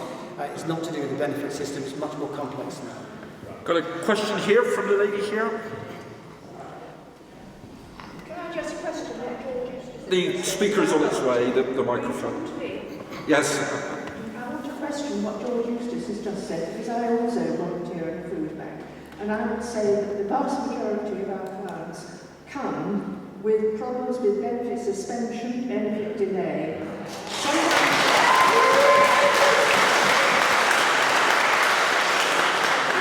Interestingly enough, because you don't get a food parcel simply by walking through the door, you have to have a voucher which entitles you to one, and those vouchers are given out by people like CAB, a doctor's surgery, and so on. They're also given out by the job centre. And quite recently we've noticed that the vast majority of our vouchers are given out by the job centre. Right. The job centre realises that it's due to the suspension of benefit, particularly in universal credit, that is causing this huge number of people walking through the door.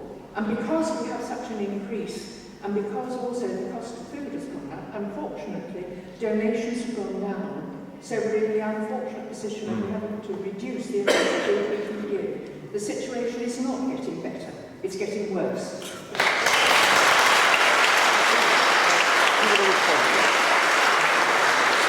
I'm going to let Mr. Eustace respond to that in a moment.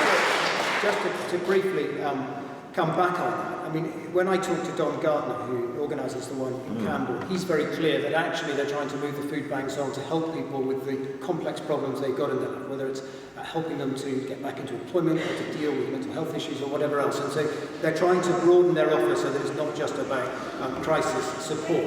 On the job centre point, under the last Labour government, they were banned from actually signposting people to help like food banks. They weren't allowed to. One of the things we did was remove that restriction so that job centres, if they felt it was appropriate, could signpost people to food banks. And the other final thing I'd say is, one of the things we've done as well is to introduce hardship payments to make it much, much easier for people to access that, so that even if they do have a problem with a delay on their benefits, they can access those hardship payments. Thank you, thank you. Somebody's been stood up there for an hour, I think. Just briefly, because we're running out of time. This one's just for George. Hey, basically, don't class us as bosses. We're a group of peers that pay your wages. So see us like that. Basically, why are you under police investigation? Even if you're found guilty, the fact that you're in Cornwall and you've sold us Cornish out as a Cornish boy yourself, why would you do that? If you're not filling expenses, you're in the right room, there's a lovely man of the cloth here, there's would you be willing to put your hand on the Bible, sir, and say, I have sold Cornwall out and I have not filled my expenses? Well, thank you. Just to summarise, I think that touches upon the subject of MPs being under investigation recently, and for some length of time indeed, over expenses and election expenses. Obviously the police investigated, and those papers went to the Crown Prosecution Service. I think it's fair to let George Eustace open on this one. Yes, I'm not under police investigation. There was a politically motivated allegation. Yes, there was. That I and a number of other... just let me finish, if I can. Please. That I and a number of other MPs have not declared the fuel for a bus that travelled the country on their election expenses. Please. The police investigated it, the Crown Prosecution Service looked at it, they agreed that the case was unfounded, there was no case to answer, there is no prosecution, there is no investigation. So your claims are utterly false. Please. Graham Winter, please. Please. This isn't the House of Commons.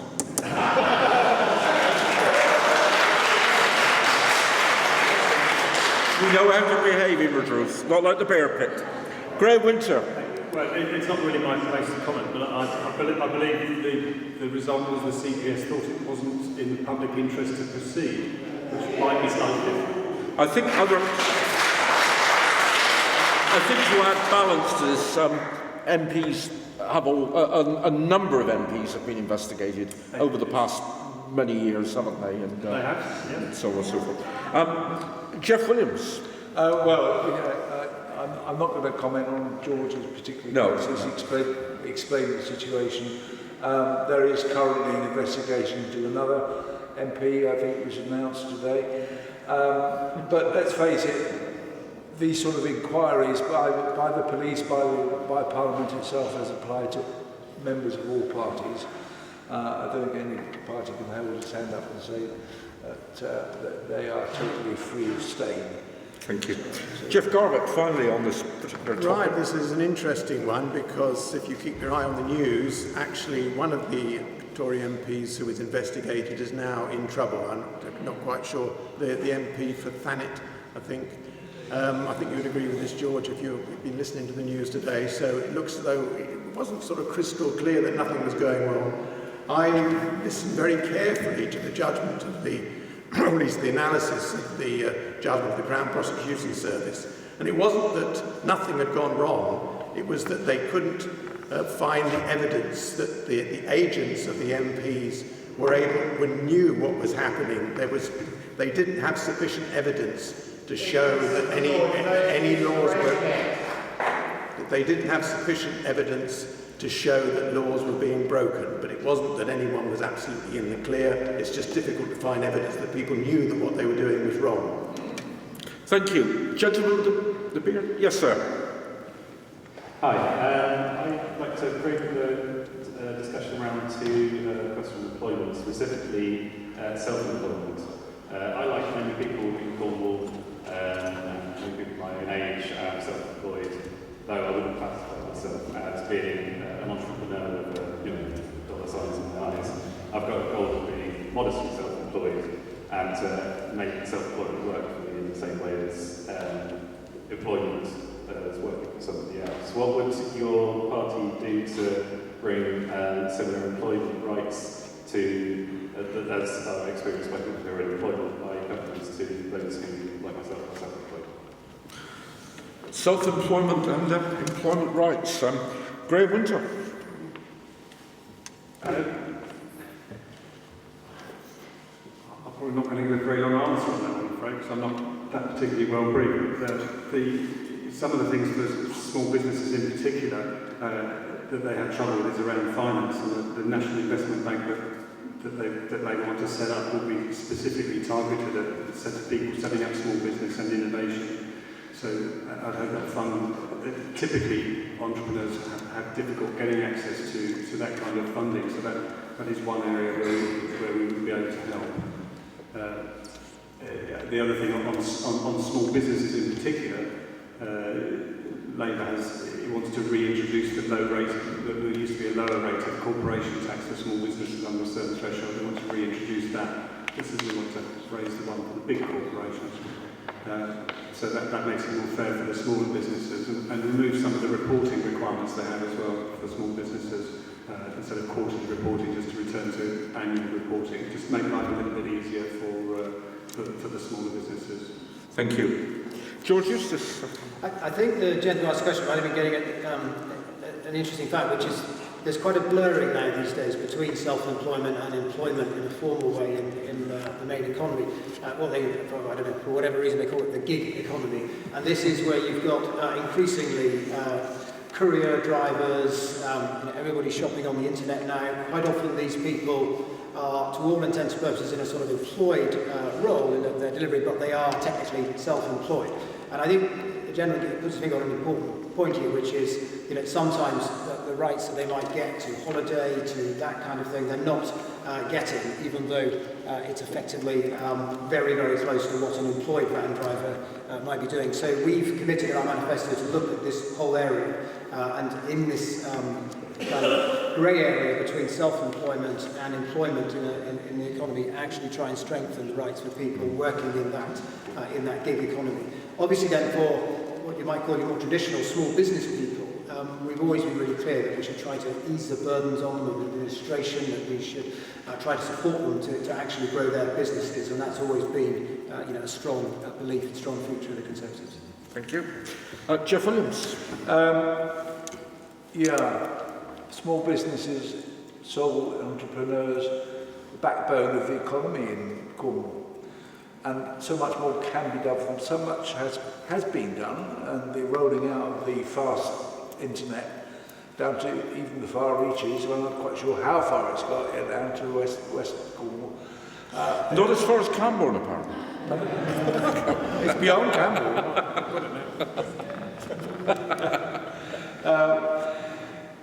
That is obviously going to help when we are geographically so far from where the centre of things currently are in Europe and London.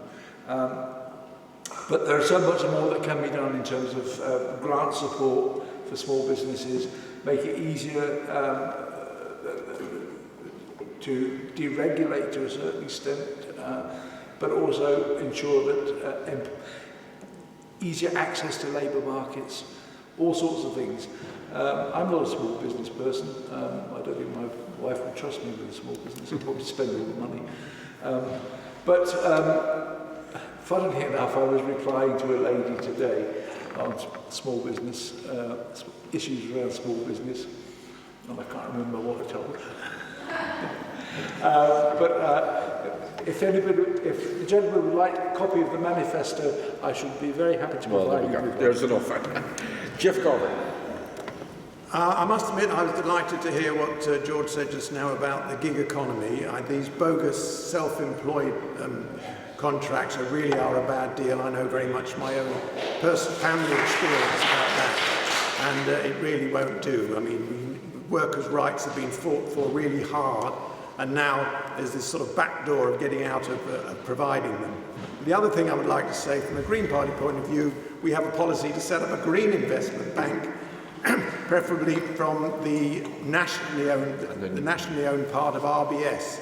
So that would be used as a green investment bank to enable businesses to get off the ground, particularly those with green credentials.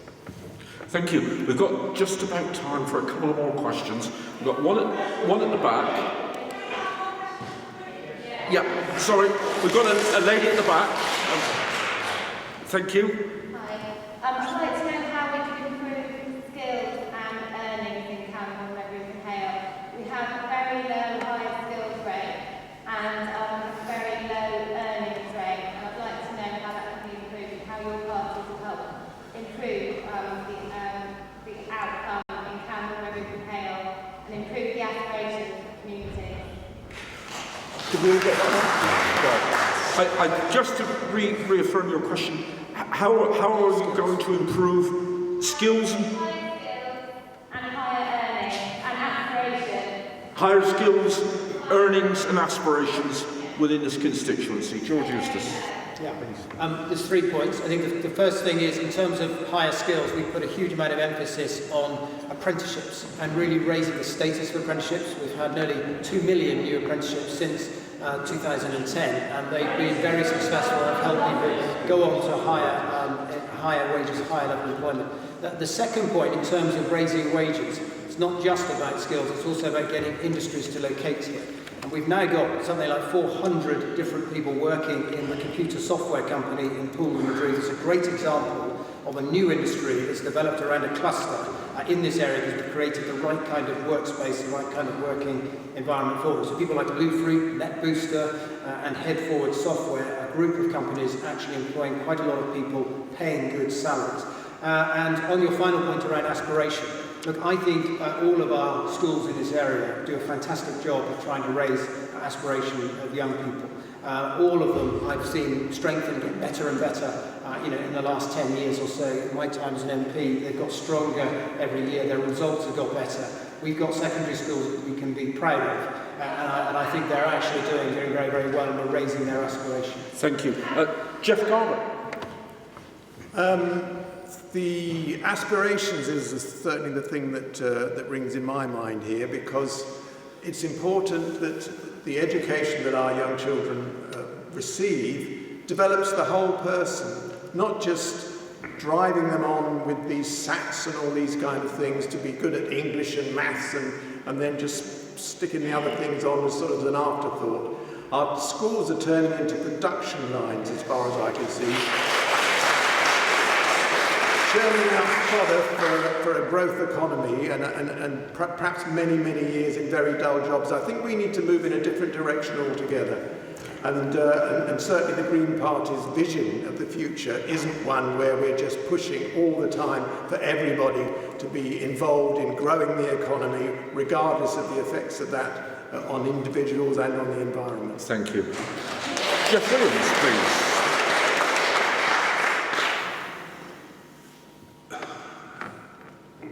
Giving young people aspiration is one of the hardest things. And they're going to have to aspire to achieve something in a successful economy, in a successful community. Nothing breeds success more than success itself.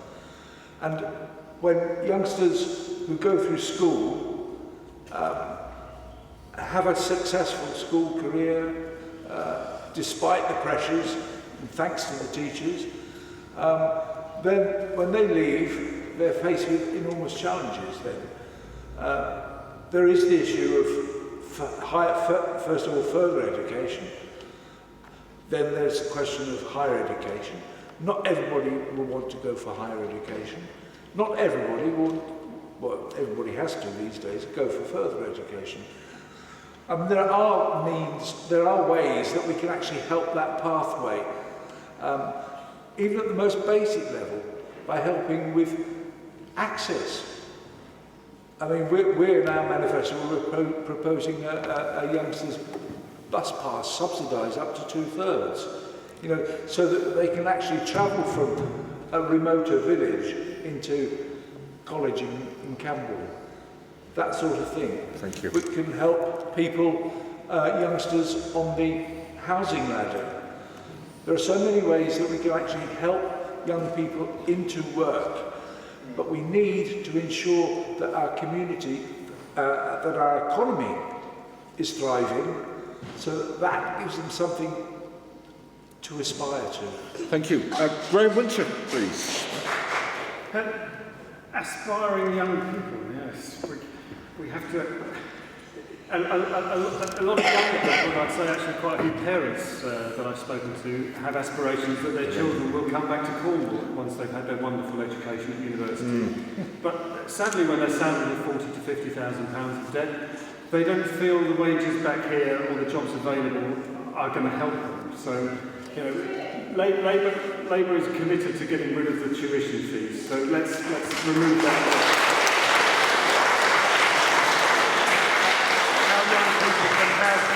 Wide aspirations when they know at 21, 22 they've got that kind of debt already hanging over them is beyond me. But perhaps they won't live up, perhaps their parents' aspirations that they want to come back might not come true either anyway. But we need to give them opportunities back here, and a national minimum wage is something that Labour will introduce by 2020, a minimum wage of £10. But key to the minimum wage is stopping those that are undercutting it wherever they're getting their employees from, we must stop them undercutting the minimum wage, because that's dragging everybody down. We need real jobs here, and yeah, George is right. There are some really good new companies setting up down here, and we've got plenty of space for more. So we really need to keep pushing and getting those businesses down here. But they need real jobs, not 0 hours contracts jobs. Proper jobs, proper hours, proper skills. Further on skills, Labour's intending to set up a national education service, and a part of that will look at the whole of education through life. So they want not just university education for those that choose that way, but also to make sure further education is available and free for everybody who wants to retrain, take a different tact, learn new skills. So that's really important. It's a really new thing, this National Education Service, to oversee lifelong learning. Thank you. Thank you. The lady with the spectacles, please. Thank you. This is for George Eustace. I'd like to explain the loophole in your veteran tax policy. I work 30 hours a week as a teaching assistant. I currently rely on top-up from work in tax. If due to your cuts I lose hours, I then rely on housing benefit. I preempted this. I went to housing benefit to see what would happen. I have 2 children who are both gaining £40,000 worth of cost themselves through going to university to better themselves. Housing benefits say because they live in private accommodation, I would have to pay bedroom tax if I had to rely on housing benefit. So I applied to housing to downsize, which is, I believe, what you'd like me to do. I went to housing to downsize. My application has been turned down because they said I would render my 2 children homeless. Oh, I didn't know this. So I ask you, what do you plan to do about this? There we go. Thank you. George Eustace, please. Look, one of the things you do as an MP, whether you're Conservative, Labour, whoever, is most MPs have weekly surgeries, which I do. And, you know, the bread and butter work of an MP is to meet people who've got specific problems like that, which often does throw up policy issues, things that aren't working quite as they should do, things where there's a glitch, where there's an anomaly. And in those instances, I always write to the minister involved, see meetings with them, and try to get those things ironed out and changed. And I think yours is a good case in point, because I'd need to look at the full details, but the objective behind the policy, you're right, is to ensure that when people have got a large home but their family have left, that you encourage them to downsize to something smaller, to make room for a young family that needs that. And I get lots of people come to my surgery. I get lots of people come to my surgery who've got a growing family, who've got children sharing rooms where they need a bigger house. And part of the way we deal with that, unless we want to carpet the countryside with more houses, is to try and make more efficient use of our housing stock and try to encourage people to downsize when they no longer need a big house. So that's the objective. But in your case, from what you've described, you're absolutely right. There's a mismatch between 2 separate sets of entitlement criteria. And I'm absolutely willing to take that up on your behalf if I win, and I'm sure anybody else on this panel would be more than happy to meet you and raise this issue. I'm going to throw it open to the rest of the panel for fairness. Jeff Winter? Graham Winter. We're all Jeff. The G's. I do beg your pardon. Graham Winter. Well, the simple answer on the fear of bedroom tax is that Labour will scrap the bedroom tax.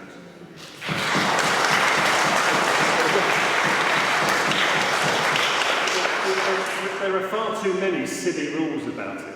About children must share a room until they're 16 and things like that. It's just crazy, and they don't even take into account the size of the room. Rooms that you can barely get a single bed in count as bedrooms, so you have to use it. Or it counts as a bedroom because it can fit just about get a single bed. It doesn't matter if you open the door or not, but you will get penalised if you're not using it. So Jeff Williams? Just it is Jeff, sorry. Just very briefly, I did have to remind Graham actually that it was the Labour Party who actually introduced the bedroom tax for private landlords, but I'm glad he's seen the light. Yeah, it's got to go. It's as simple as that. I spent those years as a councillor talking to families who came to me to say that they were desperate for accommodation for their offspring who were probably in their 20s, and I had to say to them, the only way you're going to get a council house is to make them homeless, because then the council will be obliged to rehouse them. There's too much here to discuss in 2 minutes, but the whole system does need radical change. Thank you. Finally on this question, Jeff Garbutt, please. Yes, I've just turned to the appropriate page in my Green Party manifesto. There we go. So let me off the hook a bit, I'll just read out what it says. Abolish the bedroom tax.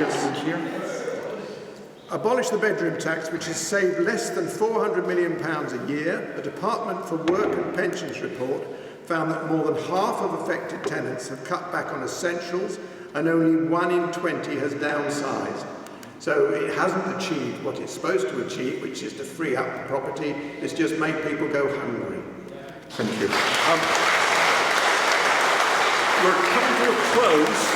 I think we'll take a question from another lady, and perhaps one of our young people present tonight. Yeah. So we'll let the gentleman here ask his question.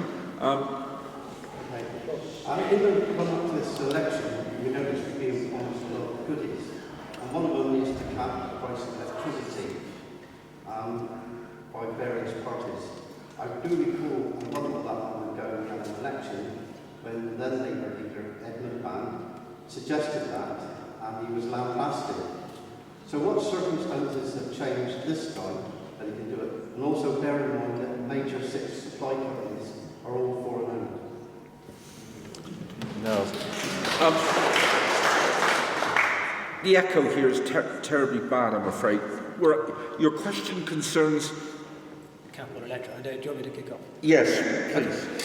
I'll repeat it. Well, please. In the run-up to this election, as you're well aware, we're all being offered very goodies. One of them is a cap on electricity prices. Yes? Bear in mind that our 6 major utilities are foreign owned. And also I do recall, and it's not that long ago, I know as I'm getting older my mind is going, but I still can remember when Ed Miliband suggested it, and he was lambasted, state interference.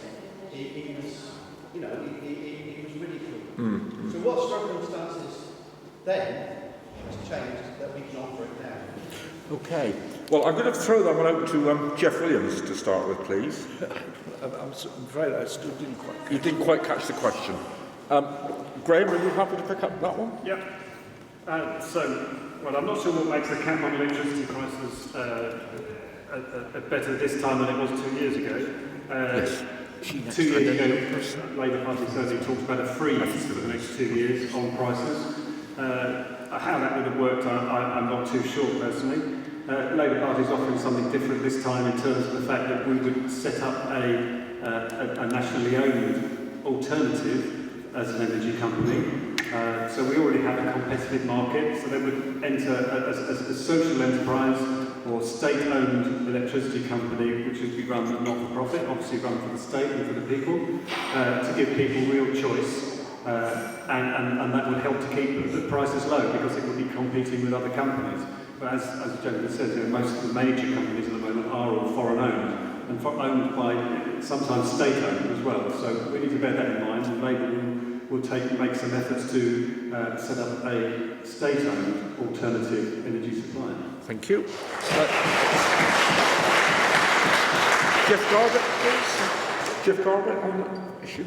Well, what I think I'll do here, because I'm getting really rather tired, is just give you a plug for good energy. All their energy comes from renewable sources. I use them and I find them a wonderful company to deal with. I don't know about capping the price. I tell you something that just occurred to me just now. I can assure you this is extremely difficult doing this because stuff is whizzing through your brain. One of the things that occurred to me is how often policies put forward by opposition parties are ridiculed at the time and then picked up immediately afterwards. One of the things the Green Party said in 2015 is we should have a £10 an hour minimum wage by 2020. What a load of nonsense. We couldn't possibly afford that. Now it's policy right across the board. The other thing we said, we've got to build 1 million homes. What a load of nonsense. And now everyone has the same policies. So it's worth listening very carefully to some more radical policies that come from opposition parties, but quite often they finish up as mainstream. Thank you. George Eustace, please. I'll deal with the issue first and then the difference, because the issue is this. I think the energy companies, the big six, have got a case to answer, because, you know, it used to be that if you were a loyal customer, you would be treated well, you would get a good deal. But the sad truth is, it's what's been happening in the energy market in particular, is that if you are a promiscuous customer who shops around, who switches from one year to the next, you get a good deal. If you're a loyal customer, you basically get taken for a ride. And what we're trying to address through this, because particularly the evidence is often more vulnerable groups are less likely to shop around to get that good deal, is to make sure that there is a cap on those standard rate tariffs. And it's a cap, so the market still functions beneath that. People can still shop around to get a better deal.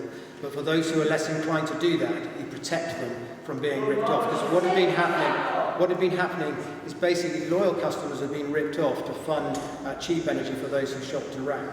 Now, what is different from what was proposed by Ed Miliband is he was just proposing a freeze. And as Graham himself conceded, that wasn't really going to work, because if you freeze them at the top of the market, well, the market doesn't work and it doesn't go down when things go down, and you don't allow those competition between the energy companies to drive energy down when there's a surplus of supply. So the cap that we've got on the tariff, which basically was recommended by an independent report we commissioned on this, is the right approach, and it is slightly different to what Ed Miliband proposed before. Thank you. And finally, Jeff Williams. Yeah, well, I'm looking forward to the day when we don't actually have to worry about switching energy suppliers.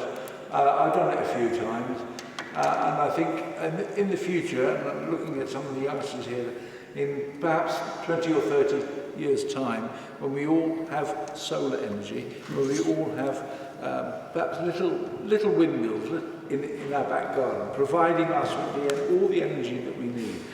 Won't address gas, and it's a hypothetical situation, but I think it's the future, to be perfectly honest.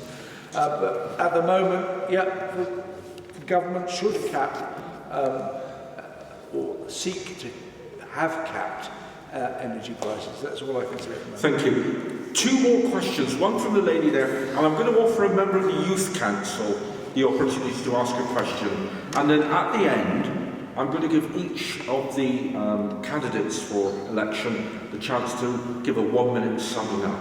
Okay, so thank you. Hi, I'm a primary school teacher, and despite all the challenges that make it very hard for me to stay in the profession, it's a real privilege to be able to care for children. And we see children come in with all sorts of different home lives, and it's our job to remove as many barriers as possible and give them an equal platform to start in life. Given what we just heard about food banks and the number of families that have to go to get food, how can George Eustace justify the Conservatives' policy of scrapping free school meals? And what will other parties do to try and make sure that a child's right not to go hungry is fulfilled in this country?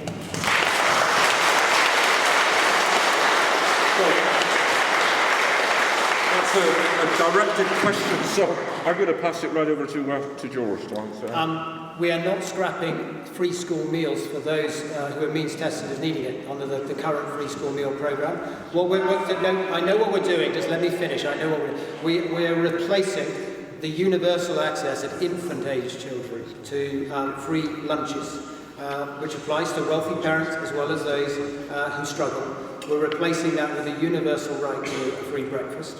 And we are still maintaining free school meals for those who need it. And the reason we're doing that is so that we can spend an extra, we're finding an extra £4 billion a year to redirect into children's education. And when I talk to head teachers, they tell me that this is right, that actually they don't need universal free meals for parents who can afford it, but what they would love to have is a little bit more money in their budget that they're free to spend the way they want to. That is why we're doing this. Thank you. Thank you. The money has to come from somewhere, so the money has to come from somewhere, and we're prioritising. I'm going to put this question out straight across to Graham Winter, if I may. Right, well, I think it's fairly proven that a healthy diet aids education. I don't think a 7p breakfast is going to help much.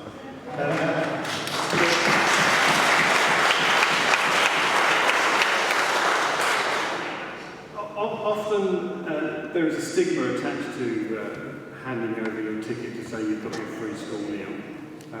And the worst thing of all is children getting bullied for any reason at all, and they don't like doing that, because there are cases that happens.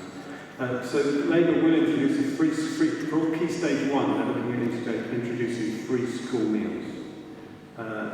And that's something that helps families. It's not just helping the kids in school, it's helping the families. It's taking pressure off all the parents back home. They know the kids have had at least one decent meal that day. It's taking pressure off the food banks, perhaps, because where they know they're getting some food. It's desperate that we have to be there, but it needs to be a right for everybody. And I just think over the whole thing, it does help a lot. I know George says that they're putting money in. There are various statistics about, you can see them in the internet, it's putting 4 billion in, but people are confused whether that's on top of the 3 billion cuts. So, head teachers that he says are happy about it are writing to parents saying, we've got 50, 60, £100,000 cuts coming to our schools. We want you as parents to question the candidates, find out what the parties are doing. So, I'm glad you raised it.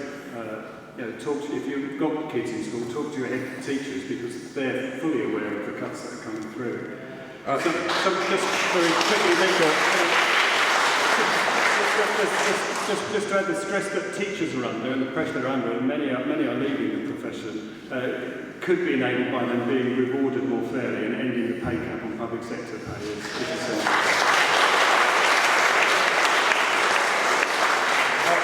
Jeff Williams? I can't add much more to Graham's point of view. Free school meals is a must. There are too many families who are frankly too poor to provide the sort of meal that even the school can provide. So the sooner we all get our heads around that, the better. I've got lost a bit of the other parts of the question, but I've given my thoughts on what needs to be done for our schools.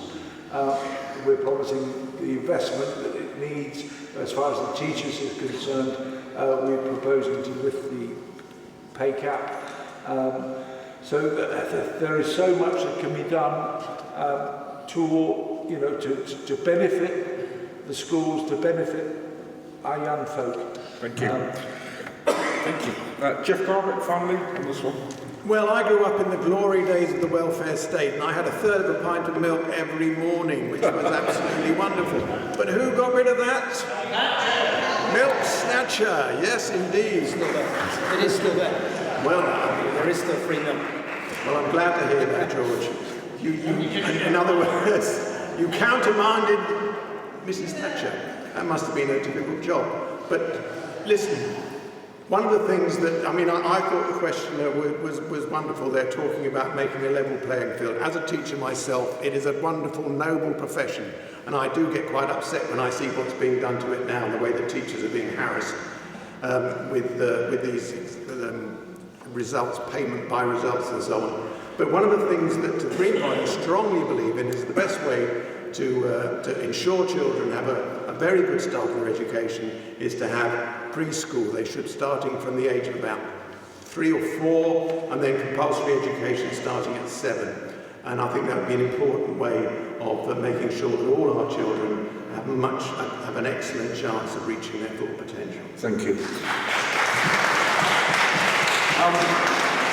The Redruth Town Council have been particularly forward-looking down the years and have a youth council, which I think is a particularly good way to involve the young people in our town.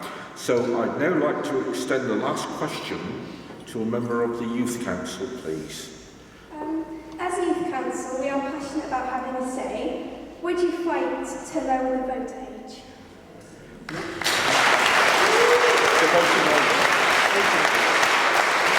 Absolutely, I know in Scotland, of course, in the referendums which are run by the Scottish Parliament, the voting age is 16.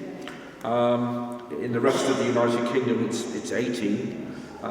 So is there room to reduce the voting age? Graham Winter? Absolutely, yes. There is room to do it. The only hesitation is I wonder if they teach more politics in schools as well. But in fact, I think they need to teach politics to the wider community as well as just the school.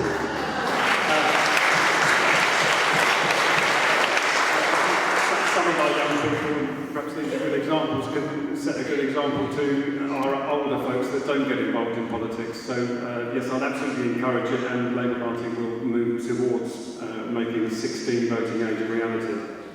Jeff Williams.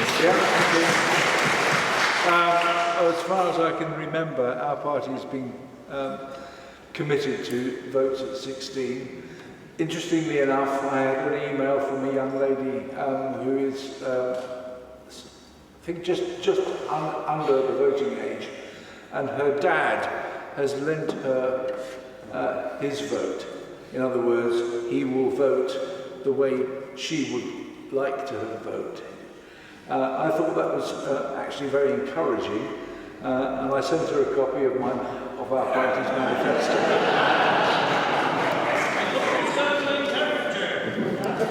Thank you.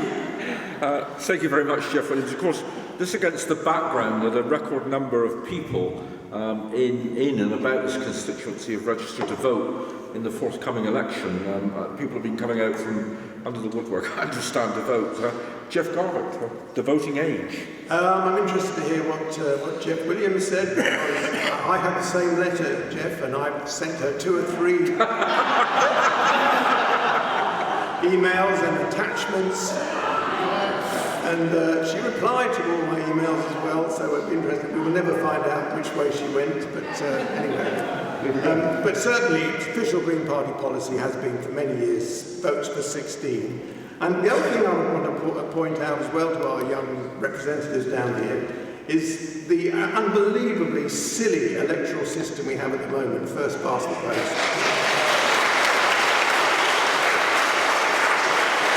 There's an example, a rather shocking one. The UKIP had something like 3.5 million votes in the 2015 election and elected 1 MP. The Scottish National Party had 1.4 million votes, that's less than half, and they have 56 MPs. It's a nonsense, it's just a nonsense.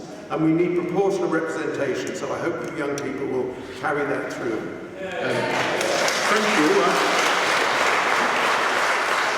Party manifesto is heading in a particular direction here. George Eustace. Well, we've all had the same emails. There's a lot of competition going on for, I think it's Muriel Ellis, she's called for her. But look, on the issue, this is a... Future Prime Minister, perhaps. This is a difficult one. I've got to confess I've been on a bit of a journey on this one, because my instinct is you've got to draw a line somewhere. And for most things, whether it's now smoking or alcohol or anything else in life, things are starting to move to 18. So there used to be lots of things were 16 or 17, some things were 21. And generally there's been a consistency around the idea that you become an adult at 18 and that is where you should set the line. And therefore, I think for that consistency, where we have the current voting age at 18 is probably right. And my view is that we should probably focus on getting more people to engage in politics at 18, young people, because it's great news that we've got record numbers that have registered. As Mike said, I've heard that there's a big surge. The referendum last year actually got lots of new people to register who've never voted in their life, and that's really positive to get that engagement. But I say I've been on a journey, and the reason is this. I often get young people, 15, 16-year-olds, who come and want to do work experience, who are really passionate about politics, really interested in it, really engaged in it. And I think there's a bit of a case that says they're engaged in it at that age, and then once they become 18, 19, there's lots of other things going on in their life, and perhaps they miss that opportunity to have an early engagement with politics that they might then stick with. And I think you guys at the front are doing a fantastic job on the Redruth Youth Council. And I filled out one of your questionnaires, I think, at Murdoch Day last year, when you were doing questionnaires on the town, and that's great. And that's why I say I'm less certain on this than I was. Our party's position is we should leave it at 18, but for that reason, I've warmed to the idea of 16 on the basis that I think you might get engagement in a way that you don't. So I'm sure we can all agree that these young folks are the future. You know, we've had our time, haven't we? So, thank you, ladies and gentlemen. That's 22 questions answered. Not bad at all, really. Doing it the other way around now, I'm going to invite a final summing up, a minute if possible, from, first of all, Graham Winter. Okay, thank you. Well, just to sum up, we have some choices. George has talked about choices. Government makes choices. Governments always have to make choices. There's only so much money to go around. The choice is, how do you want that money spent? Are we going to expect another 5 years of what we had over the last 7 years? Is it time that we invested in our people, in our education? Is it our future? Is it time we invested in our public sector workers who have seen below inflation pay rises for the last 7 years and expecting them for the next 3? Is it time to invest in our health service and social care, which we all know is broken? The choice is down to you. Thank you very much.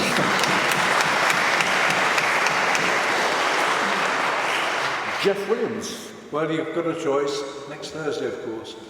And I hope that you will choose to vote for a candidate, whoever you decide on, who stands for a UK and for a Cornwall that is open and tolerant and as united as we can be under the great cloud of Brexit that hangs over us all.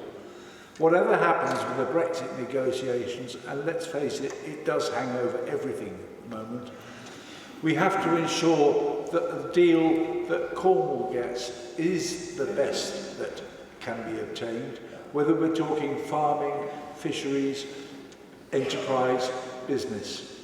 We have to ensure that somehow, we've touched on the issue of global warming, that we can still stand together with other European countries against this great American bloc now, which is refusing to acknowledge global warming, that united we can stand with Europe to fight issues like global warming and environment, irrespective of what happens with Brexit.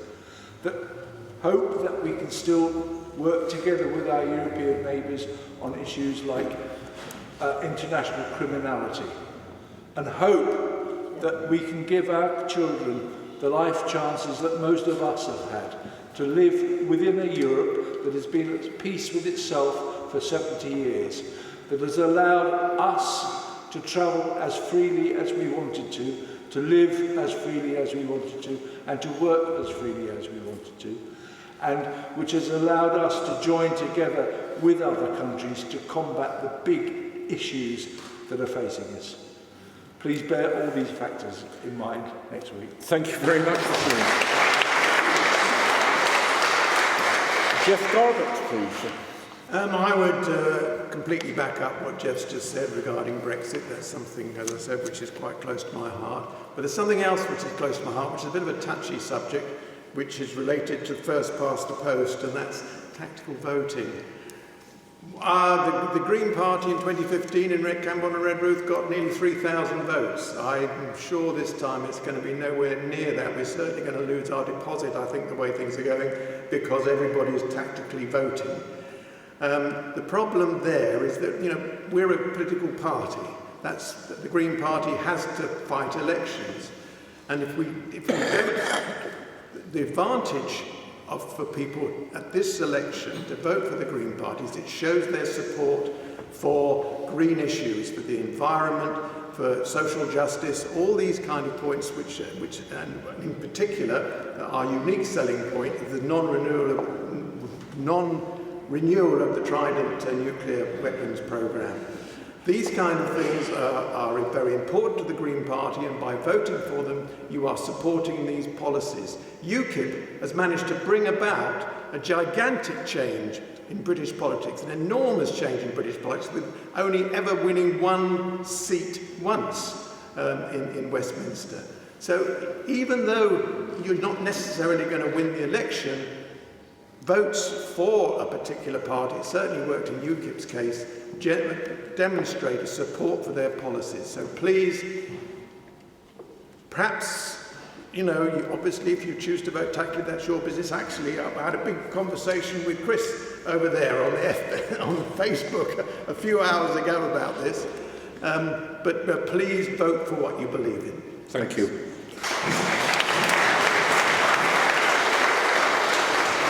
And George Eustace, please. Well, Mike, can I just first of all finish by thanking you and Casper and everybody else who's been involved in organising this. I think it's really important in elections that we have these kinds of public events and engage people. I think we've had a really wide-ranging discussion tonight. So thanks for that.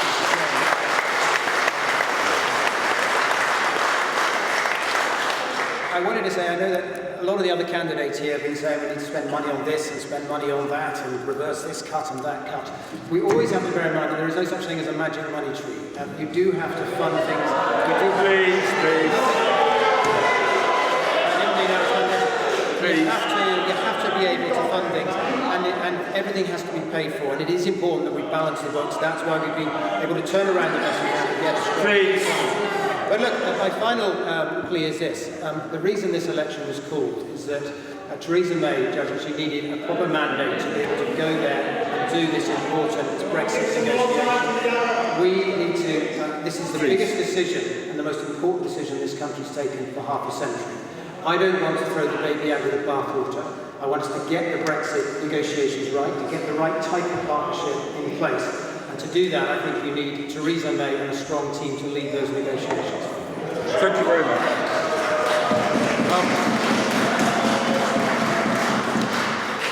I would like to thank the four candidates for Parliament who I contacted by email following a suggestion by Casper a few weeks ago. And I'd like to thank Graham Winter on behalf of the Labour Party.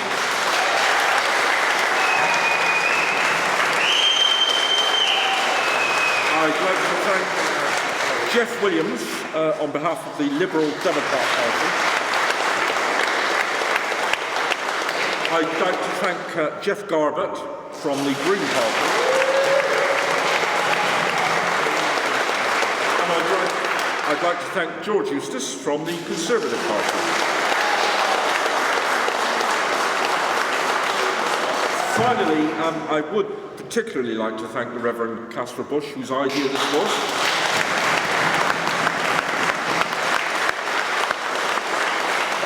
I guess it's not since 1880 has so much noise probably occurred in this building, but thank you very much indeed for coming along tonight, ladies and gentlemen. We had 2 hours, we put a record number of questions in, and I've spoken to those who've chaired hustings elsewhere, and we've exceeded the number of questions put at those hustings. Casper has a short announcement to make. It's really odd being in a place with all this heckling. We're not used to heckling in church. You want to come at 9:30 on a Sunday? Do you want to see your services, Casper?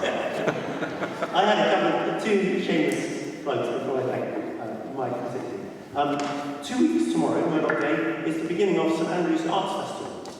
There's a week that you can pick up these brochures on the back, all sorts of things. Most of them are free. A fantastic variety of things on the theme of celebrating our environment. So do pick up one of those and come along during that week to anything that takes your fancy there. And one other thing, politics or not, food banks are a reality. One of the distribution centres here on a Monday, and there is, because you don't expect to come to church, you're not expected to put some money in the There is a collection made which is for food bank. That is money that goes to help buy provisions when other donations are dropped off for other reasons. So anything that you can give to that would be very gratefully received. And I wanted to finish by, as well as thanking the candidates, and particularly thanking Mike, who's done all the... My pleasure. My pleasure. I'm told this entire question and answer panel will be viewable on YouTube. I don't know exactly how you access that, but one of our town's business people has kindly given up his time tonight to come here and film it for us. So I'd like to thank Rob Harrison for doing just that. Rob will explain how you can view the session this evening. Hello. Hello. Yes, youtube.com/RobWithHair. Easy to remember. Rob with hair. So go onto YouTube and just put in Rob with hair. I wonder why.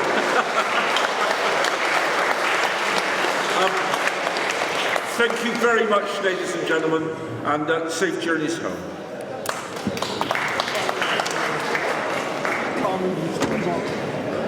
I'm heading to my do. I'm heading to my do. Well done, Michael. Thank you. I hope it came over okay.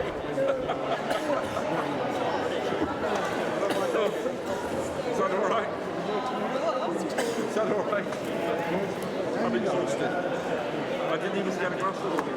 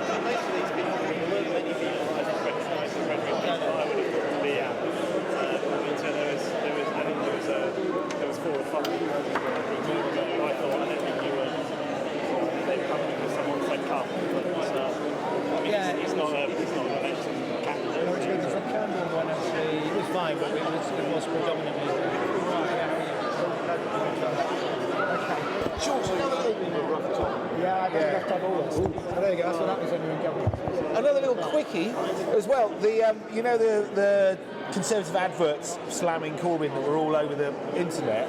Yes. This is a funny one. I googled "Anarchy in the UK" by the Sex Pistols this week on YouTube.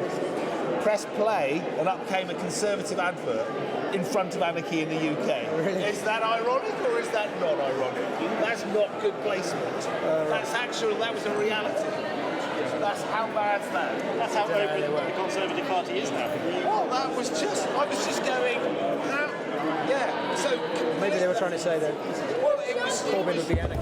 Perhaps that was... No, what it was just all the adverts have been paid for, so whatever people are looking for happened 3 times. I watched the surf movie, and then I watched a couple of, and I did one, because I was trying to think, I've got to do a talk in London at the end of the month, and they want me to go to a soundtrack, and I thought, Anarchy in the UK, and then up came 30-second Conservative. Yeah, interesting. Anyway, there we go. How's things? Are you still out of Port Town? Yeah. Right. Yeah. I'll have a broadband fibre.